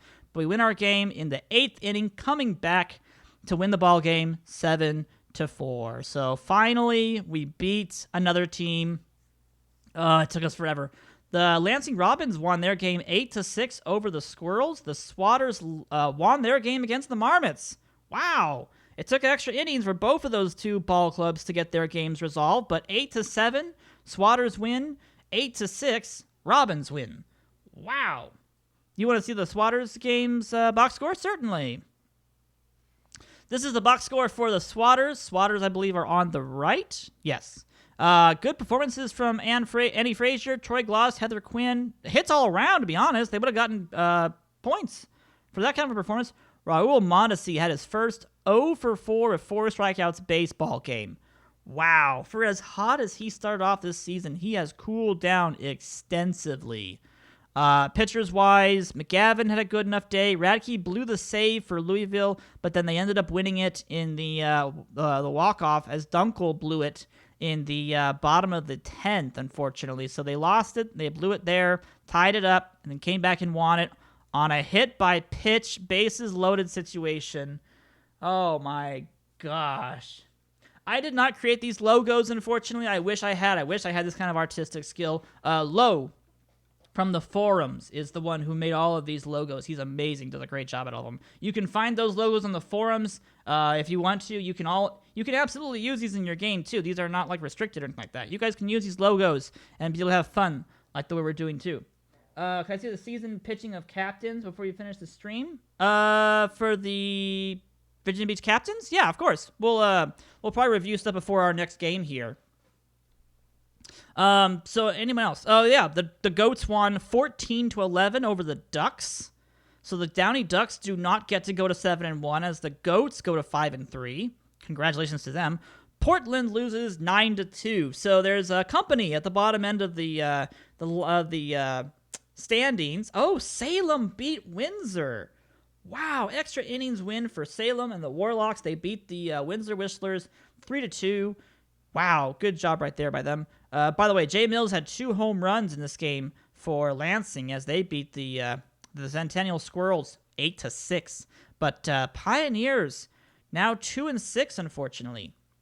The Queens lost in extra innings, 13 innings to be exact, as they lose to the Cluckers 8-6. Second homer of the season for Tomey, first of the season for Big Fly, and Isosceles Triangle had his first homer of the season as well. 14 hits for both of those teams as well. Woo! Someone wanted the Ducks' box score. So the Ducks ended up finishing their game. They lost 11-14 against the Goats. Absolute slugfest. Nagasawa had 5 RBIs. Unger had 3. Mayhew had 2. Pujols had 2. Homers to Unger, Mayhew, and Nagasawa. Of course, Pete Wheeler had his second homer of the season. Giambi had his second homer of the season for the Ducks. Wow. Vincent Wicker had a good day, too. 3 hits, 2 RBIs, 2 runs scored. Pretty good right there. He who must not be named did not have a good day, unfortunately. Not so good for him. Todd Helton's struggling, too. 2 walks, but no hits on 3 at-bats. Not a good sign for the Ducks when their best hitter is probably not doing so well. Lauerman did not have a good day, unfortunately. Both of these pitchers did not have good days. So, interesting. Was somebody ejected? I don't think he was ejected. I think they just wanted to substitute him out because he was not doing well. Unless he tweaked something running the bases or something like that in the 4th inning. Let's see what happened in the 4th inning.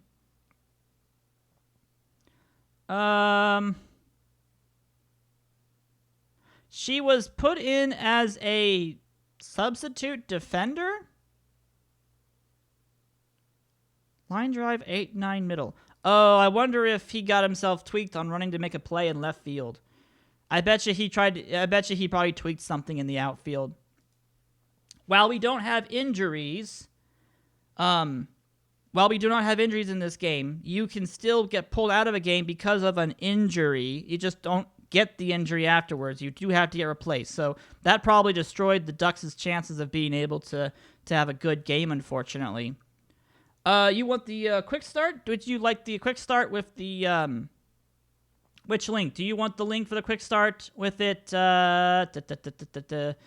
before or after the draft? Lame duck. Yeah, that's kind of how it was. So I guess for now, the standings. The Houston Apollos take the lead. 7-1 is their record as they are on a 4-game winning streak at this point after the draft. Absolutely. Let me get you that link here real fast. You want after draft. There you go. That is the quick start that you can do for after the draft. You can download that and have fun. Someone wants the Manatees. Manatees box score? All right, hold on. Let me grab the Manatees box score really fast here as well. Where did they go? There they are. That was a 9-2 victory over the Portland Pioneers. Pee Wee McGee had a good day, it looks like. As did Beatdown and Schlabatnik. So good day overall for all those guys. Walker has not been very good. 3 strikeouts in 5 at-bats today, unfortunately. But overall, not too bad. Hoffman has not performed well. I don't know why, but Hoffman has not performed well. Rose has performed okay, but the pitching staff, not good enough. Holiday, Franklin kind of blew up, unfortunately. Bennett had a good day, and Kaufman came in to close it down. Good base running from the Manatees, though. Walker had his 3rd stolen base. Slobotnik has gotten up to 6. Pappas has gotten up to 3 with 2 stolen bases for the day. Errors for Dobbs and Piazza. Wow. Not so good, unfortunately. All right. The last thing for the day, and I don't know if I have time for this. Let me see. 2 hours and 13 minutes already. Woof. These just take so much longer than I anticipate. But going up to the April 29th day, this is the big one.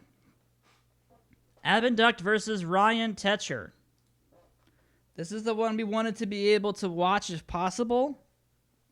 I may have to do this next week, unfortunately. Let me see. Let's see. I'd like to watch all of it. It really does fly when you're having fun, unfortunately. So I want to keep this as close to doing this, not up close to 3 hours again if possible. Because if we do a game and we actually watch a full game, it's gonna be 3 hours. So I think what I'm gonna do is I have to leave this off until next week, so you guys have a teaser for what we will do next week, which is going to be watching this game and then simulating another month. Because that's what we're basically doing every single stream. We will be simulating an entire month of the Backyard Baseball League. So we will hold off on that. Go to standings and review some statistics for all you guys who want to see your players. If you have questions about your team, fire away. Let me know what you want to see. And we'll go and review stuff. Kings pitching staff. Absolutely. Currently, the Kings pitching staff looks like this. Hudson and Leo Wayne both have 4 starts. Hudson's actually performed better, even though the batting average is a little bit higher up. The ERA is a bit lower at the moment. Felgate's done okay. They have not used Whitney Singh yet as a relief pitcher, as they've been pretty much good to go with Crockett and Hall and Felgate. Those are pretty good ones at this point. I definitely do not want to see my player. Ouch. Ouch. Oh, man. Yeah, I don't want to see... I don't know if I want to see the Giants, unfortunately. They are not doing well, let's just say. Trade deadline's already passed. We don't have trading in this game. Greg Vaughn had a good day. Fabic had a good day. Evan Duckley had a good day. Howard Hopkins Jr. had a good day. And Jay Mills got Player of the Week honors. What else do we have? Captain's batting stats. The Virginia Beach Captain's batting stats look like this. Currently, I would say, if we sort it by OBP, or we could just even do it by OPS. So the best hitter so far for them is J.D. Epps. Greg Peters is not doing too bad either. 2 home runs, 9 RBIs. He actually leads their team in RBIs. 343 batting average. Doing a pretty good job so far at this point, too, to be all honest. Cliff Floyd has actually done better than I expected him to be. He does not have a lot of contact, so that's actually really good to see him doing that well. Definitely needs some more production from Naomi Murray and probably from Vlad Guerrero. I don't think he's doing as good as they really want him to be able to do. This team could definitely be a contender, though. Definitely could be a contender. Captains pitching 2. All right, certainly I can do pitching as well. This is the pitching staff for the Captains right now. Middleton and O'Connor have not fared so well out of the bullpen, but Earl Abbott's done very well in the pitching rotation so far. Jessica Wasarsis has actually won 3 of her 4 starts, even though she has a 4.61 ERA. And Rex Fuller has had 2 saves that have been flawless. Pretty much flawless at this point. So a good job so far all around at this point. All right, hold on. I got to see this different now. So we wanted to see... Oh, boy. Lots of people wanted to see stuff. We wanted the captain's hitting, captain's pitching, Mythics batting, and I think we'll review their hitting as well. This is the Mythics pitching staff at the moment. Brenda Marquette and Ryan Tetcher. Tetcher has done fairly well, actually. Keeping the walks down. The strikeouts are high. People are just getting a better BABIP against him for some unknown reason, even though his whip is 0.9. He's doing fantastic. 3-0 for the season is Tetcher. Marquette's 2-1. Everyone but Drummond has done very well out of the bullpen. So Drummond has been the 1 loss. Eric Gagne had the other loss. I think that was an extra inning game, though, to be honest. For the lineups, it looks like it's mostly been Rodriguez and Powers who have not been performing very well. Rodriguez especially has not been performing very well. Kevin Lewis doing very, very well, though. 308, 3 home runs, 10 RBIs. Alfonso Soriano has been a blessing in disguise for this ball club. Very good performance from Alfonso Soriano so far. 3 home runs, 9 RBIs. Basically helped win a game all by himself at the beginning of the season. So that was fantastic. Giants pitching. I mean, sure, we'll look at the Giants pitching, but only their pitching. All right. I have a 5.47 ERA. Pounder's got a 2.70 ERA. We're both doing pretty gosh darn well. My whip is at 0.9. The BABIPs are a little bit higher than I like them to be, but no run support will do that for you. 0-3 and 1-3. And then Ashley Weber has not done well coming out of the bullpen, unfortunately. So, yeah, we got a lot to change for our teams, unfortunately. Koala's batting. Sorry, guys, I'm going to be a little bit slower, but this is going to be the end of the stream anyways, so we'll take this slowly, let you guys see all the players. Koala's batting looks like this. We're very impressed by Pablo Sanchez so far. 4 home runs, 5 RBIs, 303 batting average, 11 strikeouts, so he is striking out a little bit, but he's definitely been Pablo Sanchez. Frank Thomas has been backing him up quite nicely. Captain Tennille's been doing very well. A lot of good batting averages outside of Jeremy Burnitz and Billie Jean Blackwood, who are both basically sluggers. They're both basically sluggers at this point. Memphis hitting. Let's go to Memphis really fast. Sorry, guys, I have to read chat behind the times, I'm afraid. Dante Robinson has not done well. Neither has Derek Jeter, although, I mean, technically 243 is not bad. 282. I feel like his BABIP might be a bit lower than it should be, but Cade Munson has been a great player so far. Gofunen and Munson have carried this team offensively whenever Leah Wayne could not carry it herself. 3 homers and 4 homers, 375, 323 batting averages. Really good performances from both of them at this point. The OPS is well above where you'd like to see it at this point.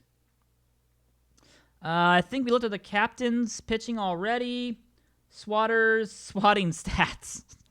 all right. Swatter's swatting stats. They look like this at this point. Good performances so far from Heather Quinn and Annie Frazier and Alex Simon. Not a good performance from Troy Gloss, and that's a bad sign. You get Troy Gloss. Computer Nerd's done okay on the OBP, but the power's not there, which is true because he has no power. But he is mostly there for his defense anyways. He's got a 0.2 WAR, so he's doing okay at this point. He's really doing okay. Everyone else has been doing kind of average. They're 4-4, which is making sense. They're average. So, interesting. Robbins hitting. Go and grab the Robins really fast at this point. Their hitting is doing okay. Mills has had a good season so far. Greg Vaughn has had a resurgency. Carlos Beltran's done okay. Chipper Jones has done okay. And Cobb is actually batting 306, so he's actually been doing pretty good. 0.4 WAR. But Nick Lundstrom has not done well so far. Neither has Trent Sizemore. So we'll have to hope and pray they can catch up at this point and do a better job. Giants hitting. I don't think we've looked at Giants hitting. I know we don't want to look at Giants hitting, but we'll glance at it for a split second here. So that's the problem right there. You have Morris has done terrible. Peavy's a negative. Bacon Bits is at 52. Bajin's at 67. Delgado 69. Phillips, Brock, and Hayes are the only 3 people who have done pretty well, but they've got time to bring it around. So you know what? They've got time to bring it back and do a good job. So yeah. Gorgo, all you have to do is sign up with the account and link them. You don't actually have to be signed in on the challenge website to be able to get cards. All you have to do is sign in once, link the account, and it will automatically notice whenever your username is watching a video live here on Twitch. So all you have to do is that. Let's see. Majorly Ducks fans. Yeah, I think the Ducks are definitely one of the bigger teams that people like to see. The Cluckers. People wanted to see the Cluckers really fast. Hold on. Where are they? There they are. The Cluckers hitting looks like this. Bad performances from Column, Nay, and Tomey so far, but they've had great performances from Beltre and Cappy. Kaz Cappy's been great so far, getting on base and then being driven in by the rest of his squad, which is Jim Tomey, Rough Cut. Lambert's done very well when he plays in the field, actually. He's been doing very well, so that's cool to see at this point. Robbins pitching. Why would you click that? I'm sorry, I had to look at it at least just for a split second, okay? All right, I had to do it for just at least one quick second. At least one quick second. You've only gotten 4 drops? That doesn't sound right. I may have to review that with Rich for you guys. I'll review it after I'm done here, and I'll make sure it's working correctly. Was there anybody else that wanted to see something else? I see Robbins pitching. Let's at least look at the Robbins pitching really fast. That would be DeGaio, Tipton, Potter, Tikojo, and Sally Dobbs. So far, Tikojo's done great. No runs given up in 6 innings, 6 2/3. Good start from Tipton. DeGaio has a little bit to prove, but I think that's mostly just because his whip is so high at the moment. His walks are at 2.2, so definitely could see a little bit of a jump from him, but not too bad. Needs some Metamucil for droppings. Koala's rule, all else rule. The goats. Someone wanted to see the goats. I don't think we looked at the goats yet. Yeah, they have bad pitching staff right now. Lauerman and DeVecchio have a lot to prove. They're both pretty good, too, so they should bounce back from this. Their bullpen has been pretty good. Otherwise, their offense... How has the offense done? Nagasawa has been amazing. Pujols is on fire. Richardson's done well. Unger's done okay. He who must not be named has not done very well. And Benjamin Mayhew hasn't done as well, but he's a defensive player, so not a problem there. That's defense. That's how it's supposed to be. All right, last one. Squirrels. Pick up the guy who's been mild? Har. I believe we just looked at the Robins pitching, actually. I think we just looked at that. I think that was literally the team I just had up on the screen, actually. That was, No, that was the Goats. Robins' pitching staff was Pico de Gallo and Tipton. Yeah, so we just looked at them. Someone wanted the Squirrels. That's right. Squirrels. So that's Betty in Houston, Bluer, Mayer, Levine. Their pitching staff has been pretty gosh darn good. They're 4-4, so I'm assuming their offense has not been as good. Yeah. Houston's down. Simon Peters a bit down. Beatty's down. Bluer's down. Hasselhoff, of course, is down. Thumper McThumpers has not performed well. No home runs yet. He's got to get those up, but the defense is going to keep you alive, and that's fine. But definitely need to get up a little bit higher on this list. But Fabic and Rory T have been just killers across the board against everybody else in this league. Wow. A 0.6 WAR, and then Rory T has a 0.9 WAR right now. 406 batting average. I think that must be the leader. That must be the leader at this point. Let me see about leaders real fast. So we'll check leaderboards for statistics, check the standings one more time, and then we're done. So Jason Giambi leads the league in batting average. Eddie, Kawaguchi, Morgan, and Rory T are all tied for second at a 406. Mikey Thomas leads the league in home runs with 5. A lot of people have got 4 or 3. Pablo Sanchez right behind him. Cordova has the most RBIs with 12. That's interesting. Nagasawa has the best slugging percentage. Lewis has the best on-base and slugging percentage. Rory T has the best WAR for a hitter at 0.9, tied with Jason Giambi. Nagasawa and Lewis right behind him. Pete Wheeler behind them, and Pablo Sanchez at 0.7. At bats currently goes to Andrew Fox with 39. Unfortunately, we do not have an all-star game, Captain Tennille. I did not schedule an all-star game. I may look at adding it last second, but at the moment, I do not have an all-star game for this season planned. This is just pickup ball. Maybe season 2, we'll add an all-star game. Yes, you did miss the misery of the Giants hitting, thank goodness. The Ducks batting, I think we already covered them as well. It's basically, it's Jason Giambi. It's basically Jason Giambi for the Ducks. That's just the way it is. Star Moonbeam has the most amount of runs with 11. She gets on base and scores every single time. Schlabotnik has the most stolen bases with 6. Fred Benson has been caught 3 times stealing, as has Stephanie Morgan. Wow. Star Moonbeam has 4 stolen bases, of course. Strikeouts, Richie Sexton has got 20. That's not the list you want to be on right now. Base on balls, Cass Cappy's got 7.